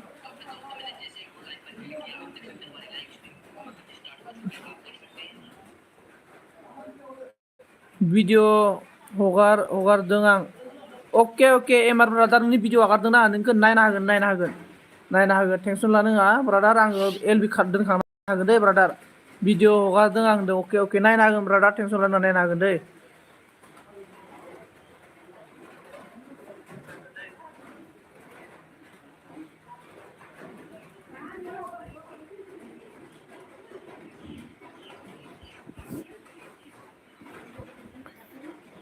आंनि नोंखौ मोजां मोननाया जोथोनै दोनदो। बाय बाय ऑल फ्रेंड साइली, जाओ जाओ जाओ जाओ, जाने के लिए मन कर रहा है ना। आंनि नंबर नहीं चाहिए, आई लव यू। देखो मतलब आंनि क्या नाम है इसका, सॉरी, आंनि गोसो पी ने क्यों नंबर दिया आप मालूम है? आंनि गोसो पी की पास बहुत सारा आईडी है। जो पर्सन जाएगा, आप लोग इसका मोबाइल नंबर लेके इसको व्हाट्सएप में आप लोग का वीडियो का लिंक डालने के लिए बोल रहा है। तुरंत आप लोग ना वो नंबर लेके मतलब इसका व्हाट्सएप में लिंक शेयर कर देगा ना, तुरंत आप लोग को 4-5 मतलब आईडी देगा।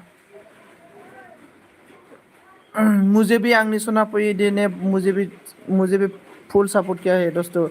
साइली क्यों जान रहा है? साइली चलो हम दोनों बेंगलोर भाग के जाएगा। आयु आयु आयु आयु।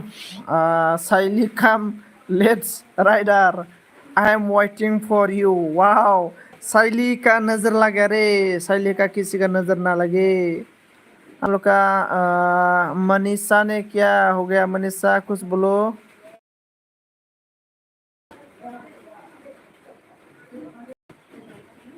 On, thank you so much on रहने के लिए। गोसोनि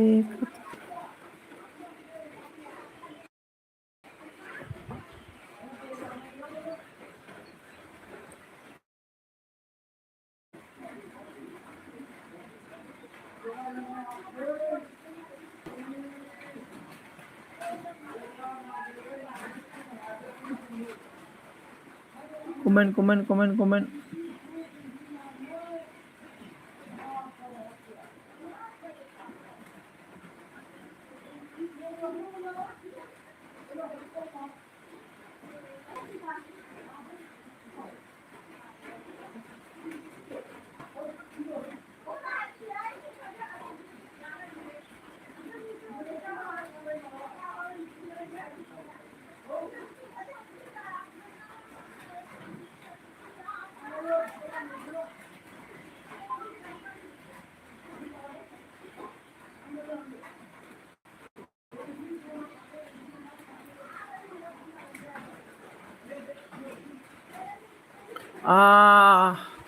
MRQ नहीं क्यों MRQ हंस रहा हो दफ्तर है बोल रहा है MR कमेंट गाइस MR ने बहुत अच्छा लड़का है दोस्तों MR ने रोज ना आता है बहुत अच्छा लड़का है MR के साथ भी फ्रेंड हो जाओ सपोर्ट करो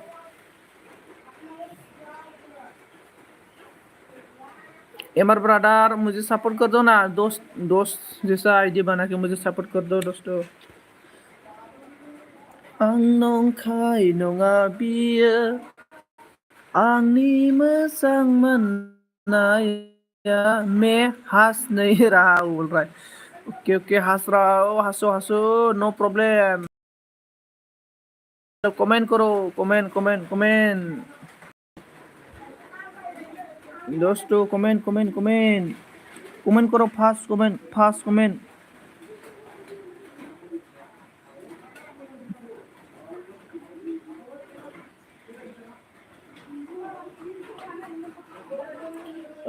सुनजीत bye okay bye okay blue ले लिया है मैं ओके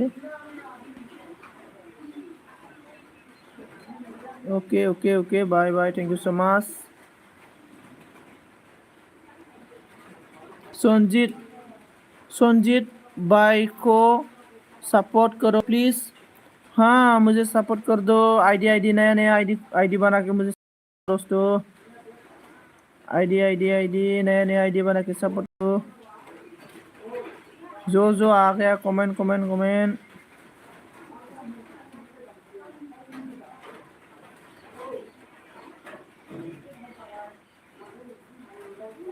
नंखाय नङा बियो 4 आईडी का आं दारना ओके एमआर ब्रादार नों सोरमोनलाय आं नोंखौ सिनायासैनो माने एमआर ब्रादार नाय नों माबा अय साला इनिसो थांदों एमआर ब्रादार नोंखौथ' साब दं आं नाथाय मानसिखौ सिनायासै आङो 4 आईडी सोरमोनबा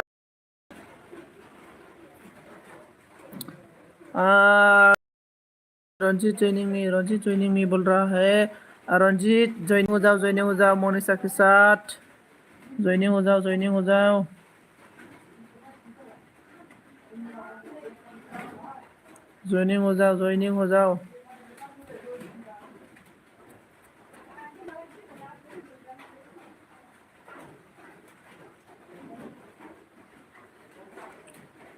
कमेंट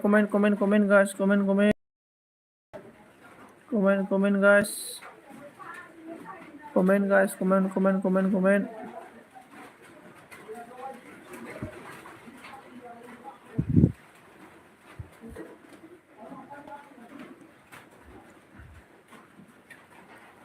मोनिशा ऐसा फास्ट कमेंट करो ना प्लीज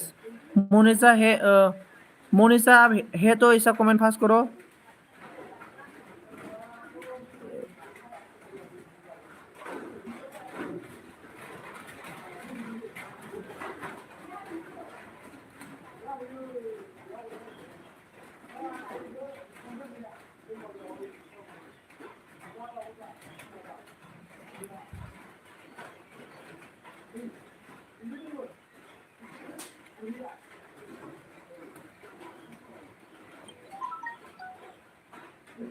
सिनायनाङा दे भाई बिदिनो मोजां सिनायबा माने एसे गोमोन जायो नामा ब्रादार थिगानो आइडियाफोरना थिगानो सिनायबा माने एसे माबा जायो नालाय बिदिनो मोजांथ' आरो बिदिनो मोजां okay idea good idea good idea ओमफ्राय सारिता पासता गुड आइडिया माबानोलै ब्रादार मालाय मानसिफोरा बिदिनो ग्रुप बानायो आरोना एमआर ब्रादार 10 जन गाहाम ग्रुप बानायनानै मालाय हरनि 9टानिफ्राय फुंनि 5टासिम लाइभ दोनो मालाय 10 जन गाहाम बिदिनो हाबना थायो आरोना एसएमएस खालामलाया ओमफ्राय बिदिनो 100 गाहाम मोनोनो आरोना WT मालाय ओमफ्राय बिदिनो माबा मोनाबो जोंना नै आब' रमायाबो मन' जाखांबाय दा नै आरो अखाफोर मोना मन' जानो थांगासिनो दङ बिदि आरोना आंनाबो बिदि लोगो गैयाना आरो आंनाबो 10 जनसो लोगो मोजां मोननायमोनब्ला मोनायाव 10 जन माने दिनै आंनि गाबोन बैनि समफोर बैनि बिदि एलबि होनो हागौमोन आरोना होमबाथाय जोंनाबो WT बारायबाथाय थाबनो जोंबो मन' खालामनो हागौमोन आरोना दा गैयाना बिदि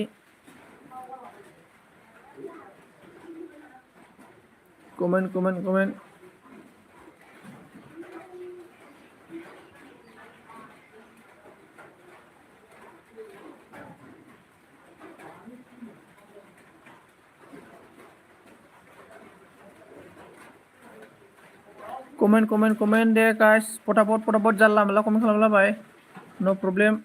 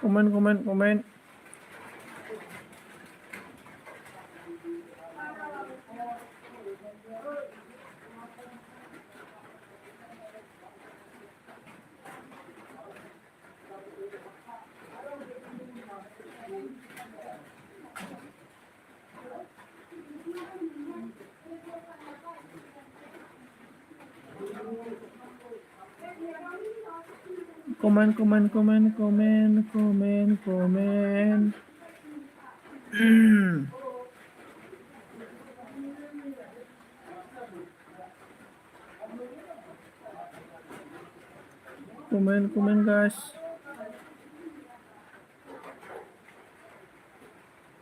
कमेन्ट गैला माथो रावबो गैलालै ब्रादार साथाम देखायदों आरोना साथामाबा सोरथाय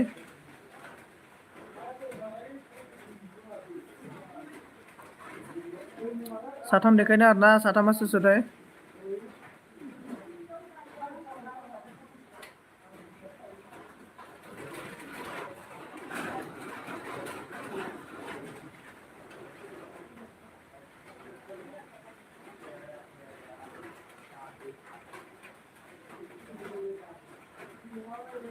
साथामा सोर कमेन्टबो खालामलाबादो अबाव थांजोबखो मालाय बयबो मा होनो मन' खालामनायनि चक्कराव गासिबो एलबि होयोलै दाना मन' खालामनायनि चक्कराव एकदमबारे एलबिल' होयो दाना एकदमबारे कमेन्ट गाइस एलबि बानायनायनि चक्कराव गासिबो मालाय होजोबो खारजोब्बाय कमेन्ट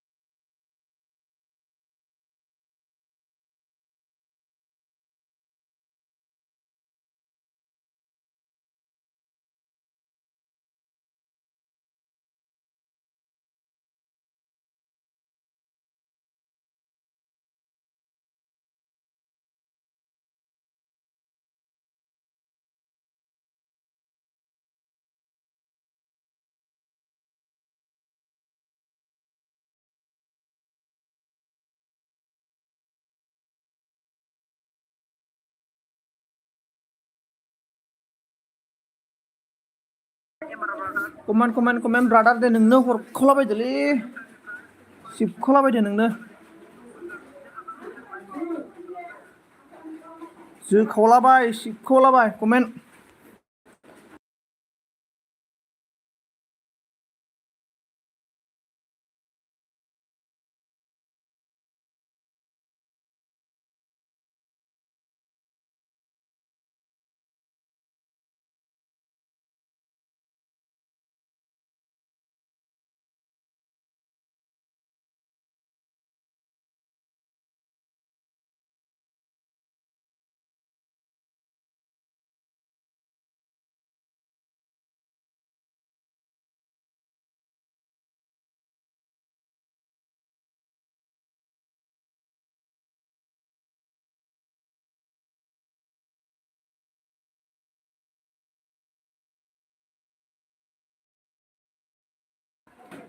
हेलौ कमेन्ट दा आरो एलबि होगोन नामा होनदों ब्र' आं दायो एलबि होला आरोना दायो लास्ट जाबाय आं माने आंना ब्र' आंना माने टाइमा माने मोननैमोन आरोना फुंनि 8टायाव बेनिफ्राय बेलासिनि 4टायाव मोननैमोन आरोना ओमफ्राय आङो फुङाव 8टायाव सोलाबैखाय आङो माने दहाय होलाबायदों आरोना 12टायाव बेलेगफोरनि एलबियावबो थानो गोनां जायो नालाय आरो जेनेबा आङो नै मा नाम मोनलाय इयो साइलि ओमफ्राय आरो बायदिसिना जुमाव सोरबा एलबियाव थानो गोनां जायो ओंखायनोथ' दा होला आरोना ब्र'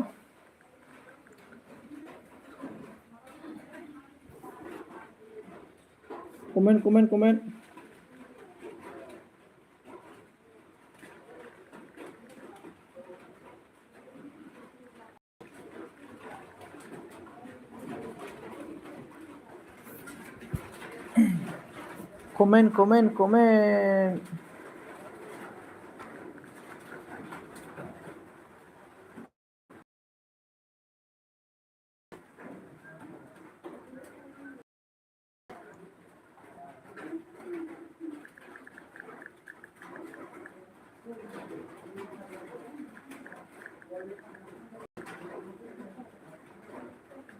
जानला मानला कमेन्ट खालाम लोगोफोर जानला मानला कमेन्ट नो प्रब्लेम कमेन्ट अन होलाबाय आरोना जिखुनु अन बाबो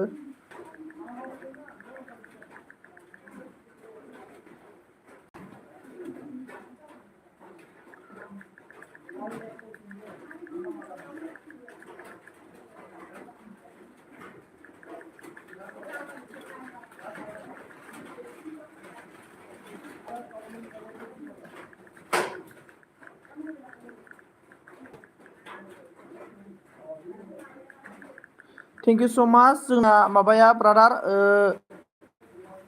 जोंना जाबाय एमआर ब्रादार एकदमबारे रोजा रोजा साबायखर आरोना एमआर ब्रादारा आंनि एलबियाव फैनानै एकदम सापर्ट खालामनायनि थाखाय आङो 1K जायोब्ला ना 1K जाखाङोब्ला आं मोनसे कमेन्ट पिकार मोनसे एप्स लाबोगोन र' ओमफ्राय बिदिनो गेमनि आरोना जायनो माने आंनि भिडिअखौ फुल वाच खालामनानै कमेन्ट खालामो ओमफ्राय आं माने गुगोलाव ट्रेक खालामगोन आरोना ओमफ्राय जायनि कमेन्टआ मोजां बियो माने गिफ्ट होनाया आं बेबायदि भिडिअ लाबोनो सानो आरोना 1K जाखाङोब्ला आरोना ओमफ्राय दा 1K दाबो जाया माथो ब्रादारा बहानि होनदोंमोनलै आं बावबायलै दहायो उदालगुरिनि ना मानि होनदोंमोन नोङो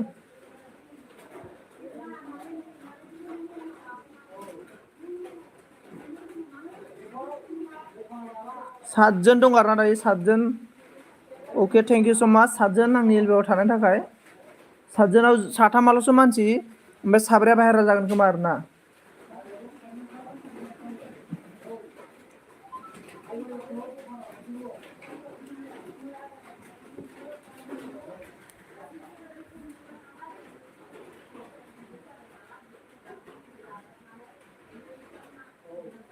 बैसागोनि सिगां मन' जायोब्ला जोबोद मोजां मोनलै बैसागोनि सिगां मन' जायोब्ला WTआनो गैयालै आंना ब्रादार 500ल' जादों आरो 3,500 WT नांबावगौ आरोना बुहुद बुरजा नांबावगौ 3,500 सानसेयाव 10ल' मोनो ब्रादार WTखौनो फायदायानो जाया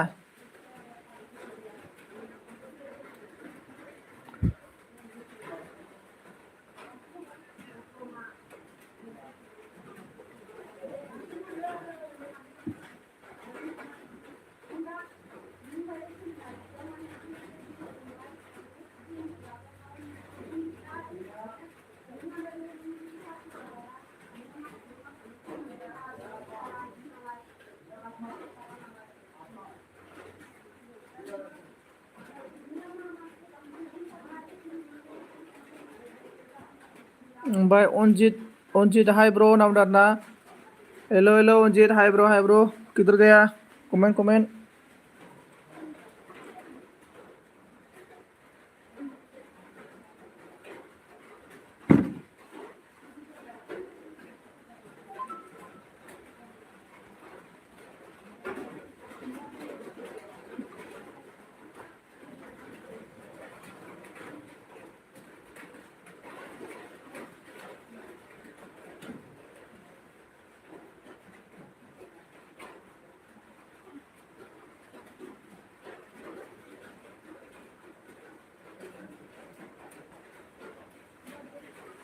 अन थेंक इउ ब्रादार अन थानायनि थाखाय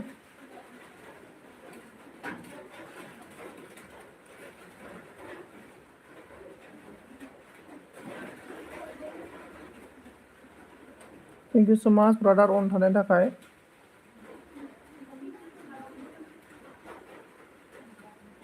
थेंक इउ अन thank you so much brother अन थानायनि थाखाय माने जेसांनो जेनेबा जानला माला बेफोरबायदि बेसेबां स्पिड कमेन्ट खालामो ना ब्रादार एसांनो माने मोजां होननानै बुंदों आरोना W2 बाराय होनना बुंदों आरोना मानसिफोरा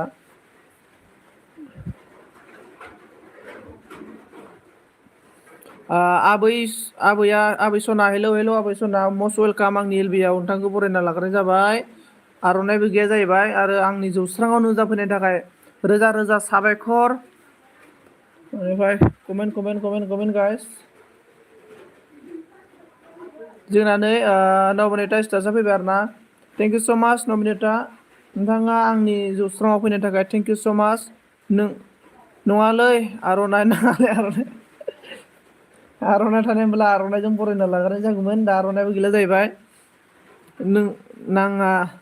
नांलाया आर'नाइ होनदों आरोना अके आब' सना माबा आब' सनासो होनबाय आबै सना मा होनना बुंगोन दे आइडिफोर दंब्ला हरदो दे थाबनो आंखौ अनके खालामदो दे आंबो सापर्ट खालामफिनगोन बेगै आंबो सापर्ट खालामगोन आरोना बेग सापर्ट खालामफिनगोन गासिबखौबो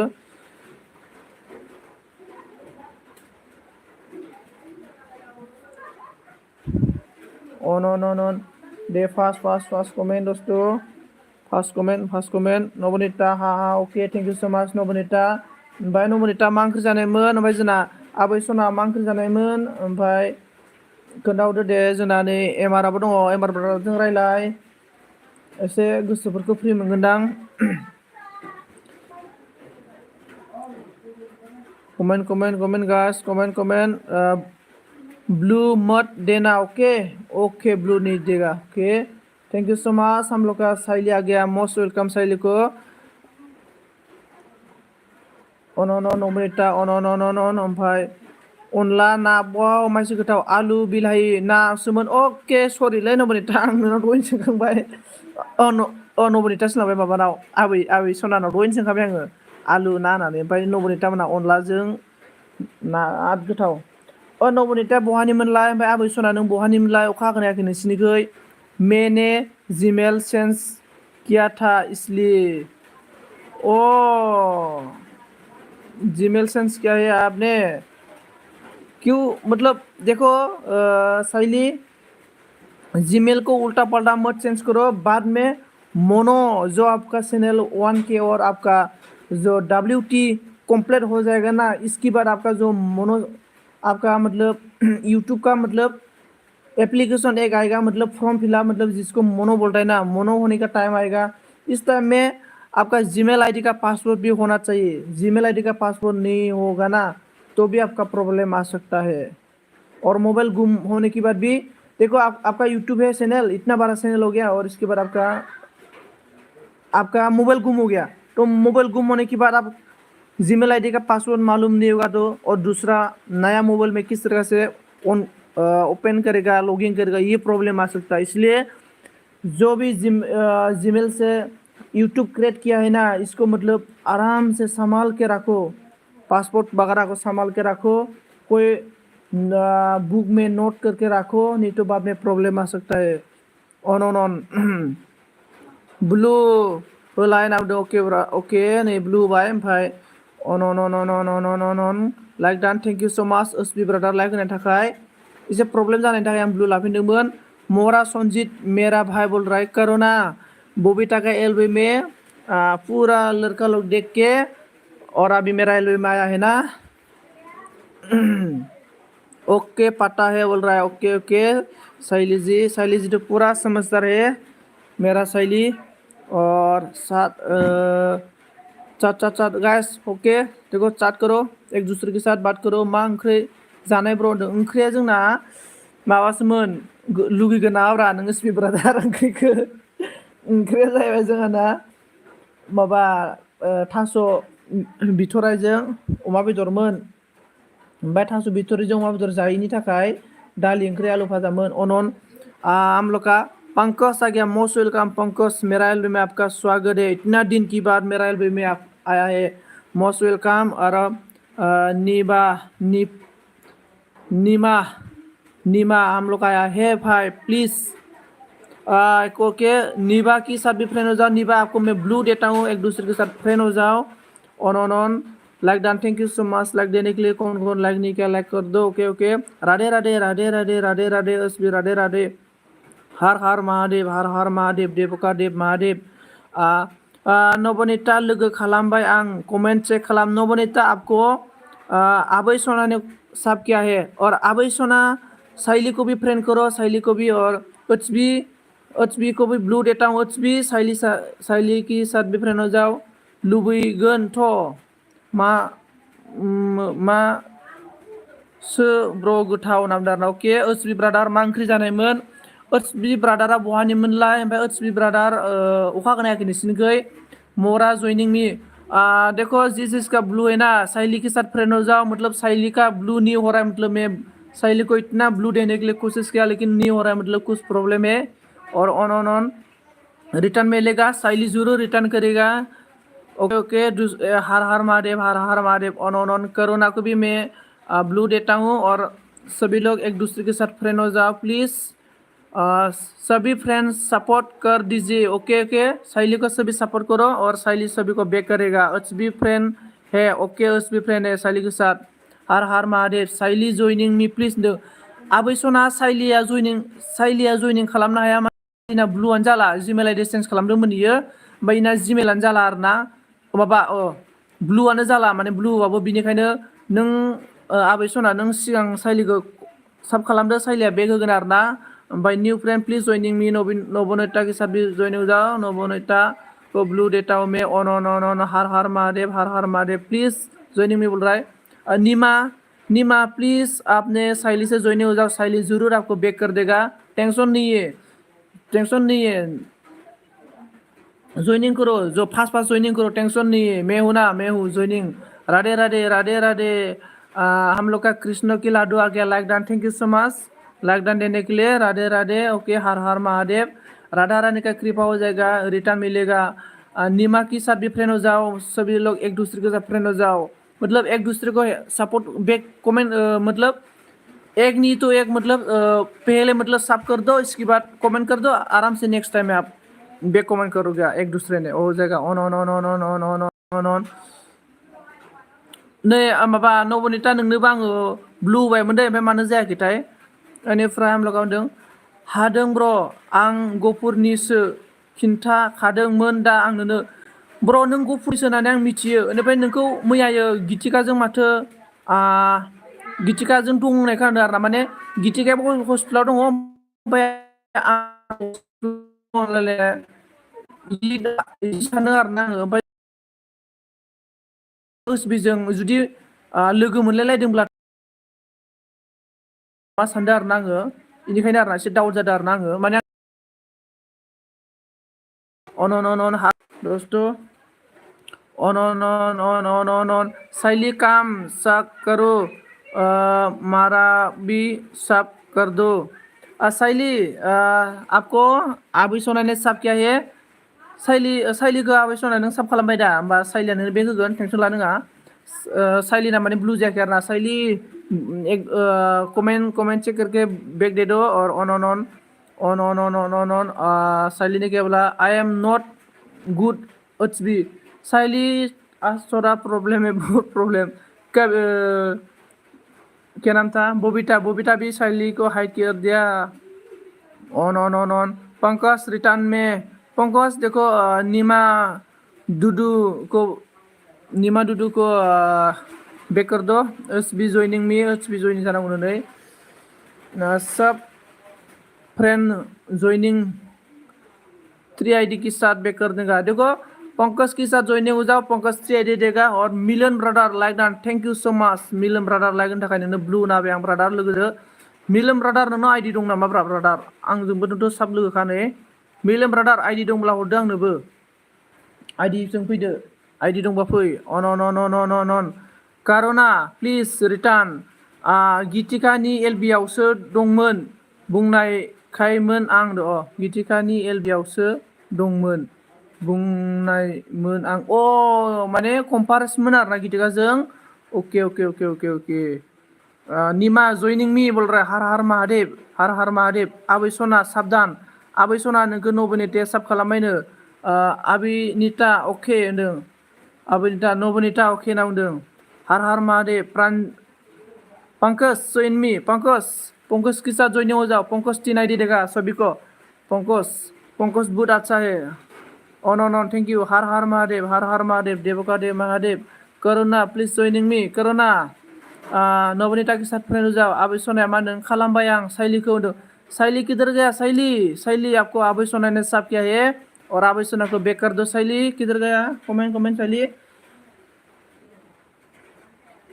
कमेंट साइली किधर गया कमेंट और इसके बाद मा नाम बुंखो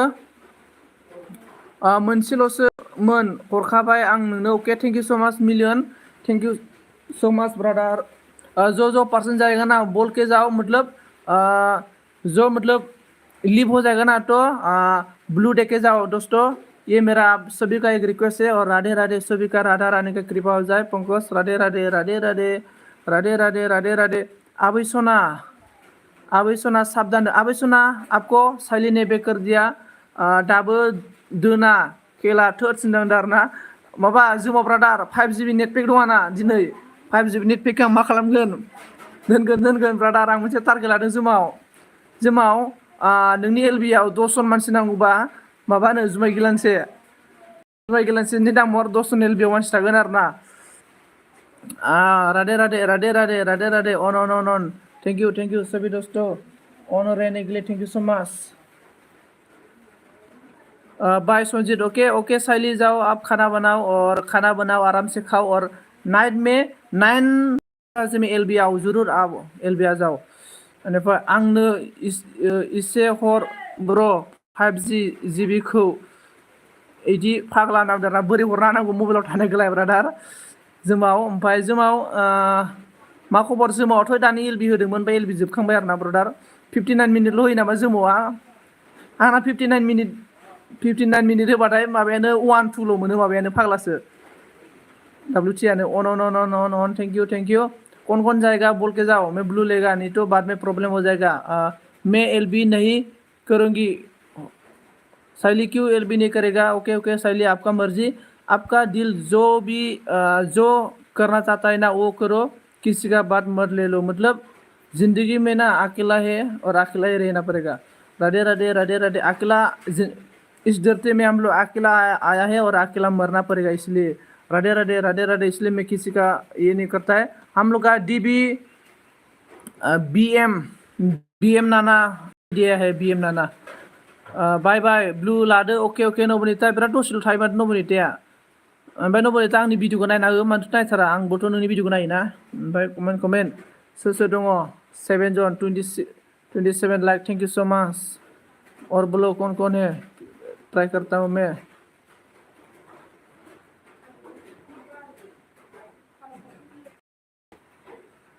on million brother thank you so much million brother आं मिलियन ब्रादारनो आइडि हरखाबायना ओमफ्राय आंनाव आइडि गैया आरोना दायो आइडि निउ थाबावगोन आं 1K खालामगोन आंनो आंनि चेनेलखौ 1K खालामबा आं मबाइल मोनसे गोदान खुलिगोन आरोना Pankaj thank you so much like done Pankaj thank you Radhe Shri Krishna okay Radha Krishna Har Mahadev दोस्तों मुझे 1K जल्दी कर दो 1K होने की एक नया सिम लेगा और नया सिम लेने के बाद मैं नया सिम से पूरा आईडी खुलेगा मैं और सभी को देगा मैं ये मेरा वादा है इसलिए मुझे जल्दी से 1K Har Mahadev Pankaj thank you so much Pankaj ji thank you so much. आप मेरा एलबी में आके मुझे इतना सपोर्ट किया है, ये सब भूलेगा नहीं। नबनिता ओके ओके नावदारना नबनिता ओके थाबै नांगौ अनके खालाम आइडि नांगौबा नोंसोरनो 10ता आइडि हरबाय थागोन आङो सानफ्रामबो।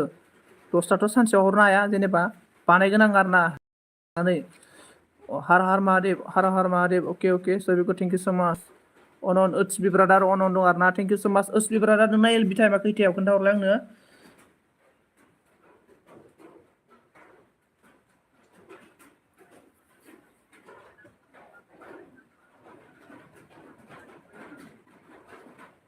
हर हर महादेव, हर हर महादेव। राधे राधे। ओके पंकज, राधा रानी का कृपा हो जाए आपके साथ। नबनिता लाफिनबाय आङो। सोरनिबो आबै सनाया थांबाय नामा? ब्लु लाफिननोसै, मिलियननिखौबो ब्लु लाफिनबाय दे ब्रादारमोन। बुरा मत मानना, ब्लू ले लिया मैं, नहीं तो बाद में प्रॉब्लम होता है। On on on on on on on. Krishna के लाडू लाइक डन देख के चला गया।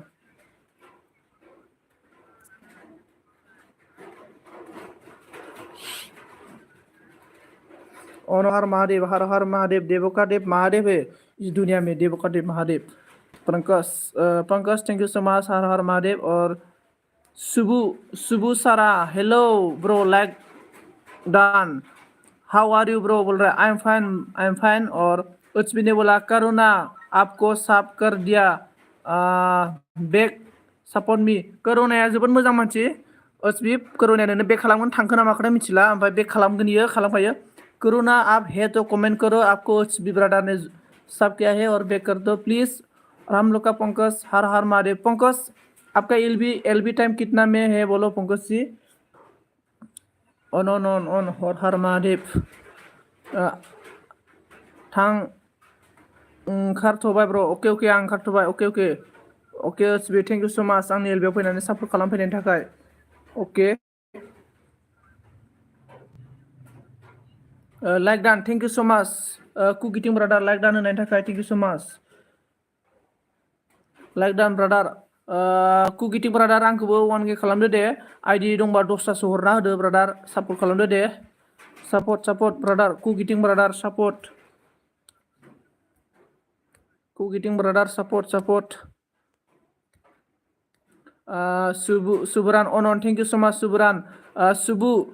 सुबु के साथ फ्रेंड हो जाओ। Pankaj 3 ID done, thank you so much Pankaj, thank you so much Pankaj. Thank you so much Pankaj. मैं भी आपको आईडी देगा, मतलब मेरा पास अभी आईडी नहीं है, मतलब मैं 2-3 दिन के बाद मैं नया सिम लेने वाला है, मतलब नया सिम लेगा ना तो मैं पूरा आईडी खुल के आपको भी दे देगा। Okay Pankaj, thank you so much. और Radhe Radhe, Har Har Mahadev, Har Har Mahadev. Thank you so much. मुझे कोई वार्निंग होबाय नामा? राधे राधे, राधे राधे पंकज जी, राधे राधे, राधे राधे, राधे राधे, राधे राधे। राधा रानी का कृपा हो जाए सभी को। राधे राधे, राधे राधे। आईडी गैया लै फंबाय आंनावनो। Okay okay brother, thank you so much. ID गैयाबो जेबो नङा, माने दंबासो होनना बुंदों आरोना आङो। अके अके दे, comment comment comment. Radhe Radhe, thank you so much.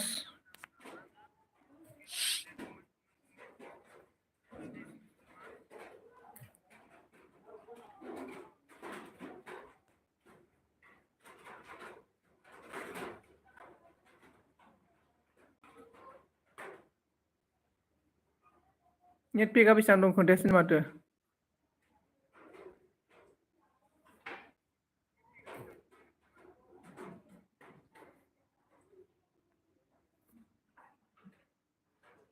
हर क्या बोला सुबु ने? Where are you from brother? मैं आसाम से हूँ। सुबु सुबु आप सुबु के साथ फ्रेंड हो जाओ।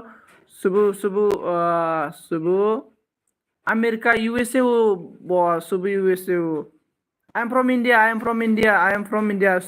सुबु Sara, I am from India. Subu Subu thank you so much brother. Subu thank you so much. Pankaj brother, Subu है ना अमेरिका से हो। Thank you so much. America से मेरा देखो सुबु ब्रदर, मैं आपसे ऑलरेडी साबे मतलब इसको क्या बोलते हैं? अरे मुझे इंग्लिश बोलने नहीं आता है। Where are you from? I'm from India, India.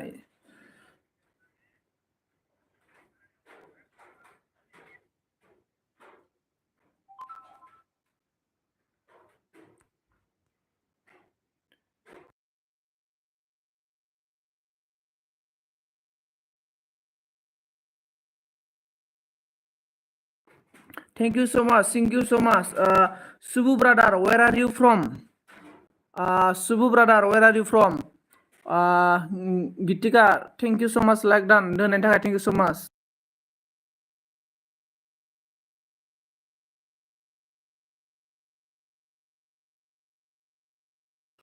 लोगोफोर comment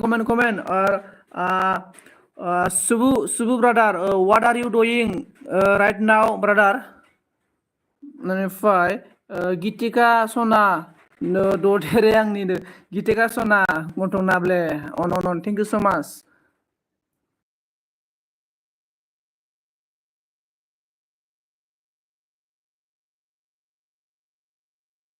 Pongkos, thank you so much. Like done 5, thank you so much. At whom bro? At word, thank you, Subu. Subu, please tell me. Comment, Subu, please support me. I'm back support. And if I mabre खबर दं सनजितनो खबरा मोजां दङ har मारेब thank you so much Pongkos. आपको back जरूर support करेगा मैं जरूर कभी भूलेगा नहीं कोक मा खालामदों दं नै जना कोक इटिंग ब्रदर मा खालामदों नो और सुबु के साथ बात करो सुबु यूएसए गिटिका सुबुजों लोगो जानोबा ब्लू नांगौ बुं सुबु अमेरिकानि आरोना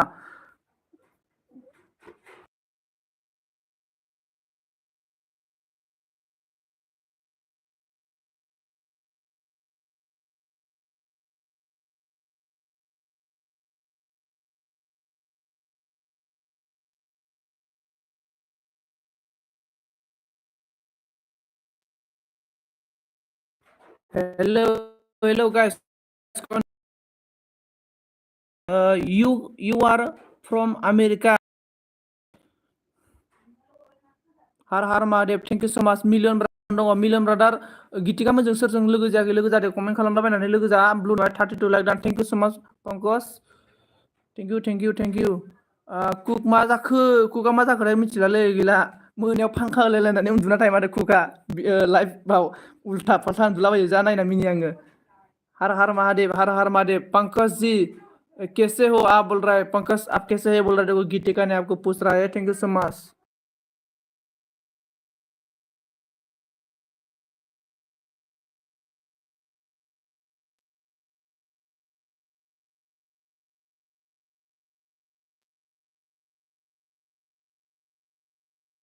hello Subu I am also your thing to meet you hello comment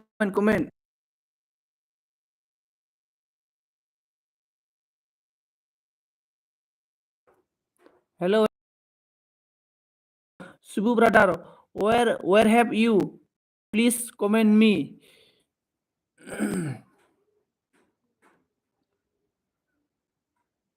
thank you so much Gitika comment खालामनानै बेसेबां गोबाव थायो आं मोननै बिदिनो गोबाव थागोन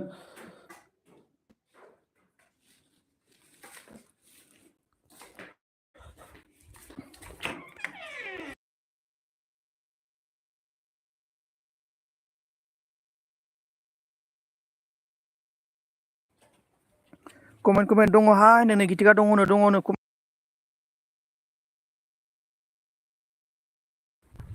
गीतिका आंनि इंग्लिश रायलायनाया जानो जागोन Pankaj thank you so much मुझे इतना सपोर्ट करने के लिए thank you so much may be आपको जो मैं नया सिम लेके मैं आईडी खुलेगा तो मैं आपको ये पहला मतलब आईडी देगा मुझे मे बी आपको सपोर्ट करेगा थैंक यू सो मच इतना मुझे सपोर्ट करने के लिए आपको धन्यवाद और जो नया है कमेंट करो और बोलो मैं अभी सुबह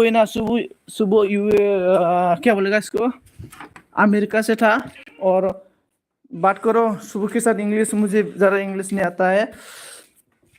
सुबह बोल रहा आई एम लिटिल बिजी माय फ्रेंड। ओके ओके सुबह, thank you so much.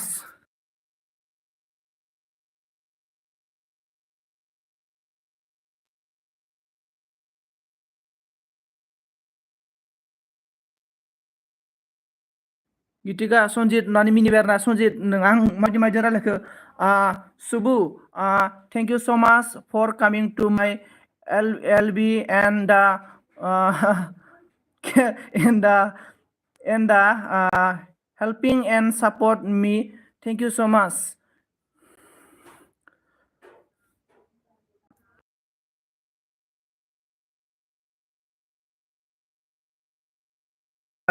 On.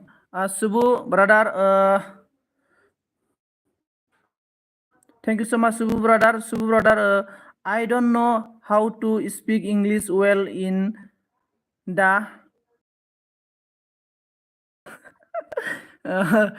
oh, no bro, mangkelis naku tinggal.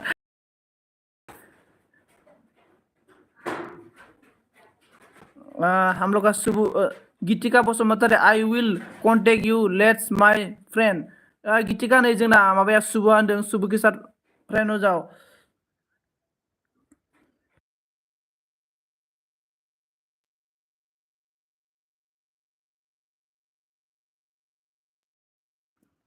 Hello दोस्तों, सुबह के साथ फ्रेंड हो जाओ। सुबह इज वेरी बॉय, वेरी अच्छा गुड है, और एवरीवन फ्रेंडशिप विल दा सुबह ऑल फ्रेंड सुबह के साथ फ्रेंड हो जाओ। गीतिका रायलाय सुबह जों। थैंक यू सो मच सुबह।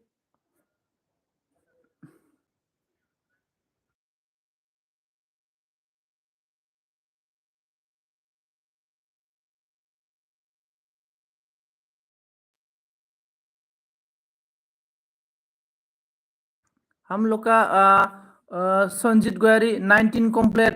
कमल okay okay, thank you so much, thank you so much. Har Har Mahadev, thank you so much Pankaj करने के लिए, और थैंक यू सो मच, और थैंक यू सो मच, और थैंक यू। और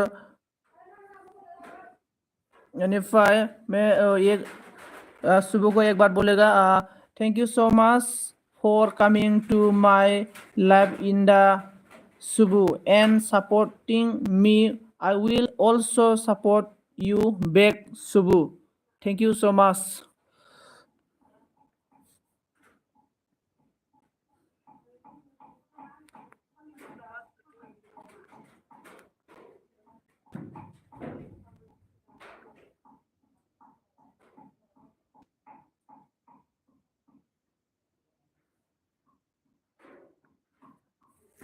thank you so much, thank you so much.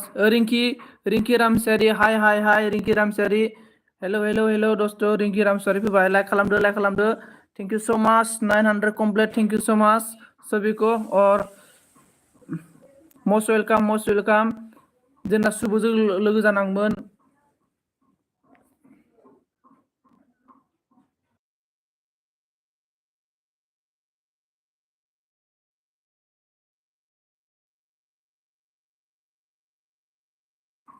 Thank you. Comment ओनिफ्राय दोस्तों friend please be friend will charge others. टिच आदार जागोन ना। लाइक दान होबाय दां। Okay thank you so much. Har Har Mahadev Pankaj को बहुत धन्यवाद पंकज, मुझे 900 किया है ना आप। Thank you so much. और कौन मुझे सपोर्ट किया सभी को, मतलब सभी मेरा जो फ्रेंड है, thank you so much. Har Har Mahadev, Radhe Radhe. उसुब्रा what are you doing दों। what are you doing बायनो गिथिगा थांलायलांबाय मालाय, मा होनो फिसाजोखौ लेखा फोरोंदों ना मानो माबानि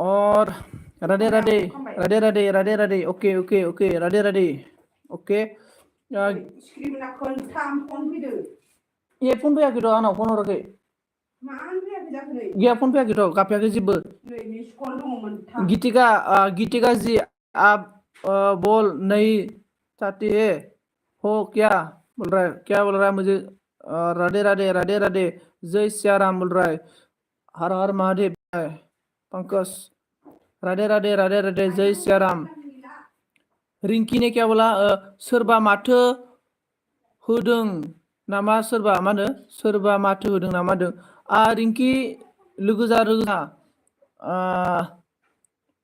दिनै आंनाव मैयाबो सासे चाइना माबानि यूक्रेन मेरा एलबी में कल भी यूक्रेन का एक फ्रेंड आया था और आज भी मेरा एलबी में अमेरिका का एक फ्रेंड आया है और यूक्रेन का मेरा पास 2 फ्रेंड हो गया यूक्रेन का और अमेरिका का एक हो गया और चाइना का भी एक है और मालूम नहीं क्या बोलेगा इसको किधर का भी था मेरे pass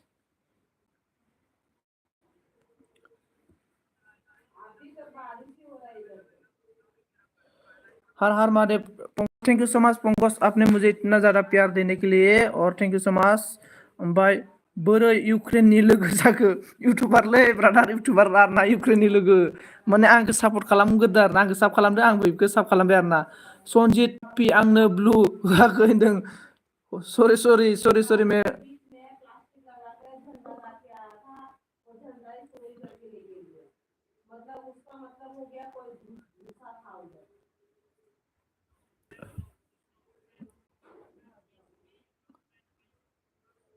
on thank you so much on मिनिबाय आरोना हर हर महादेव पंकज हर हर महादेव रिंकी का भी मैं ब्लू देता हूँ रिंकी भी एक दूसरे के साथ फ्रेंड हो जाओ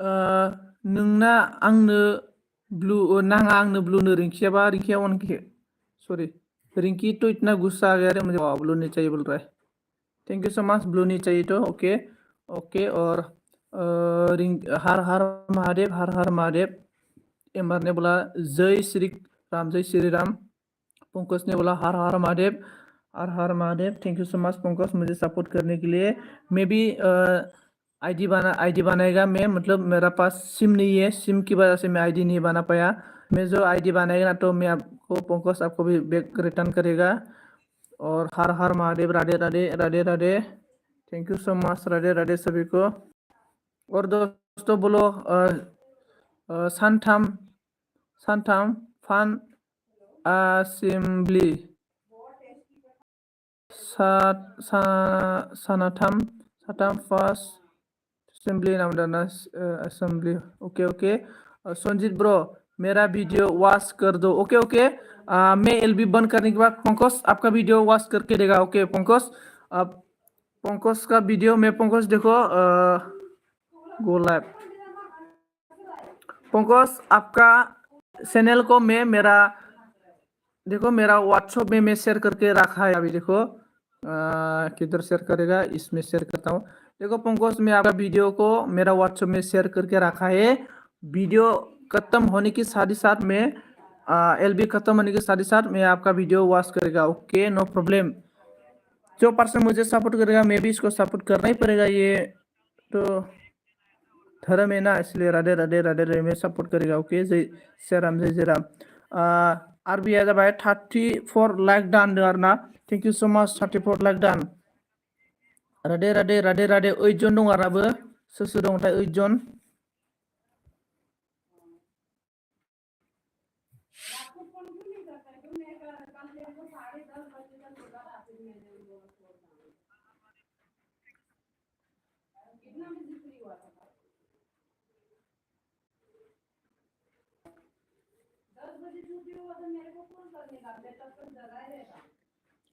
हर हर महादेव हर हर महादेव राधे राधे राधे राधे ओमफ्राय ओके मे अंडरग्राउंड होता भाई अंडरग्राउंड का ये Rinku thank you so much Rinku मेरा एलबी में आके मुझे सपोर्ट कर दिया आप इतना सपोर्ट किया इसलिए आपको thank you so much Rinku और फिर मिलेगा रिंकू नेक्स्ट टाइम लोगो मोनफिनगोन बाय बाय आंखौ इसेबां सपोर्ट खालामनो थाखाय थैंक यू सो मच आरो ना ओमफ्राय हम लोग का सिमी आ गया सिमी ने क्या बोला हाय बोल रहा है सिमी लाइक खालामदो दे लाइक खालामदो ओमफ्राय हर हर महादेव पंकज हर हर महादेव ब्रो ब्लू ले लो ओके ओके पंकज ब्लू लेता हूँ थैंक यू सो मच और हर हर महादेव सिमी ब्लग लोगो जानोबा नै लोगो जालाबायदो होमबासो साब बारायो ओमफ्राय अके दा फैगोन अके दारना okay Pinku thank you so much Roja Roja साबायखर आरोना आंनि एलबीआव फैनानै आंखौ सापर्ट खालामनायनि थाखाय आरोना अके ओमफ्राय हर महादेव पंकज गितिकाबो दङ माथो गितिका नों सिमि लोगो जादो दे ना दाना सिमि नै नोंजों गितिका रायलायदों गितिकाजों लोगो जानांगौनो दे ब्लु खानायखा नोंसोरो लोगो जालायलाय बर'जों बर' एक दूसरे के साथ फ्रेंड हो जाओ हम लोग का सिमी ने हंस रहा है बड़ा इमेजिन से हंसो छोटा इमेजिन से नहीं दोस्तों प्लीज और पंकज हर हर महादेव और इसके बाद हम लोग का एमआर ने खुलुमबाई ओम दिया और सिमी ने हंस रहा है सिमी क्यों हंस रहा है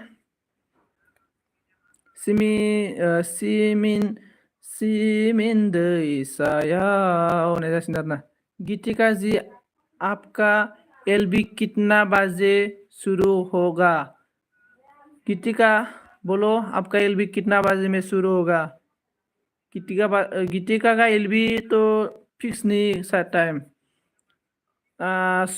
सुमिया मिनिबाय ना सुमि नै इफोरबायदि गिदिर इमोजनखौ राननानै इफोरबायदि एसा बारा इमोजनखौ देदो सुमिन एसा बारा इमोजनखौ देदो ओमफ्राय सुमिया लाइक खालामाखै सिमिया लाइक खालामाखै आंखौ सिमि लाइक खालामना होदो दे अननानै अनोब्ला गावनि फंबाय बिदा बिब' बिनानाव सानोब्ला ओमफ्राय सिमि आंनाव फन खालामनानै फन खालामाखै माथो सिमिका कितना चला गया देखता हूँ मैं सिमिका 641 हो गया सिमी तो इतना अच्छा वीडियो बनाता है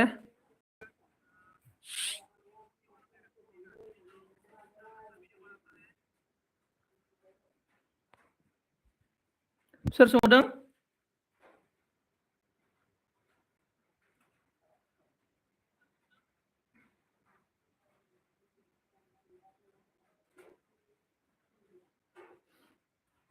मा बिदि लाइक होखो सिमि बे गोजौनि लाइकआसो बाय ब्र होनदों अके थेंक यू सो माच सिमिनि आइडिखौ लाफिनसै सिमिया रावजोंबो लोगो जानो रोंखाला ओमफ्राय गितिकानि आइडिखौ माबाखौ लाफिनबाय आङो ओमफ्राय साब्रै दङ ओमफ्राय लोगोफोर आं एलबी दोननोसै नामा आंबो दोस्तों मे बी एलबी बंद करेगा मे बी दूसरा का एलबी में घुसना पड़ेगा मे बी दूसरे को सपोर्ट करना पड़ेगा और मेरा स्पेशली पंकज ब्रदर आपका एलबी टाइम कितना है आप एलबी डेटा कि नहीं देता है पंकज ब्रदर ओमफ्राय सिमी साबधान कमेन्ट चेक होनदों सिमी नोंखौ साब खालामबायनो नै जोंना गितिका आब'आ नै माबा जाबाय ना 642 ना मा जाबाय ओमफ्राय सिमिया लाइकबो होआसै आंखौ माबा बेखौसो नै बिदि लाभखौसो हरबाय फिसा इमेजिनखौसो हरबाय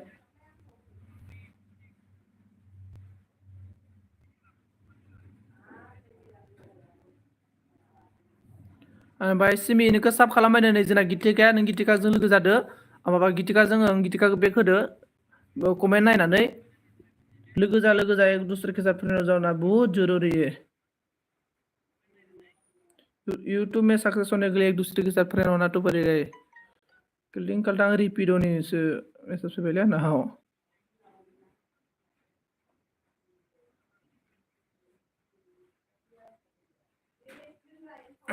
ओके बाय बाय दोस्तों मैं अभी एलबी बंद करेगा अभी जो मेरा अभी फोर हो गया बोलो दोस्तों अभी एलबी में बंद करो पहले कमेंट खालामला आं एलबी बंद खालामनांगौ ना खालामनांला कमेंट करो दोस्तों कौन है मुझे मालूम पड़ जाएगा कौन है मेरा एलबी में और कौन कौन नहीं है, कमेंट करने के बाद मुझे पता चल जाएगा।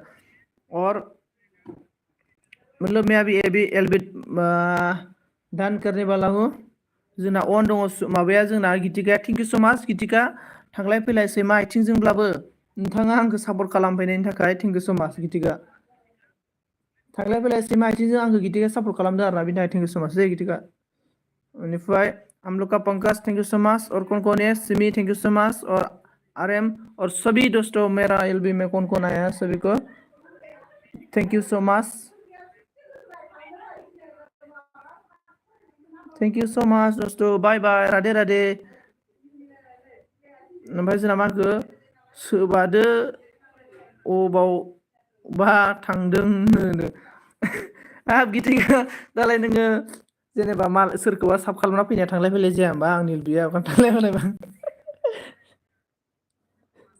जातले गितिकाया मैया मालाय उसबिजोंसो मा होनो कम्पारेस खालामलायनानै लाइभ होलायलायो नामा मैया। आंलाय सानदों मा गितिकाखौ मा होनो ओसबिजों जमा माने बिसोर जमा दं सानदोंमोन आरो ना, आं बिदि सानदोंमोन फार्स्टआव। ओमफ्राय आं दहायसो मिथिबाय आरो ना,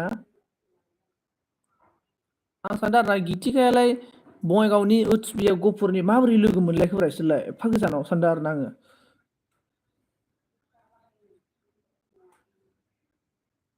दे गितिका थांलाय फैलाय सेम आथिंजोंब्लाबो सापर्ट खालामनो थाखाय रोजा रोजा साबायखर दै। आंबो नोंनि बेयाव सापर्ट खालामहैगोन। ओमफ्राय बाय बाय दोस्त।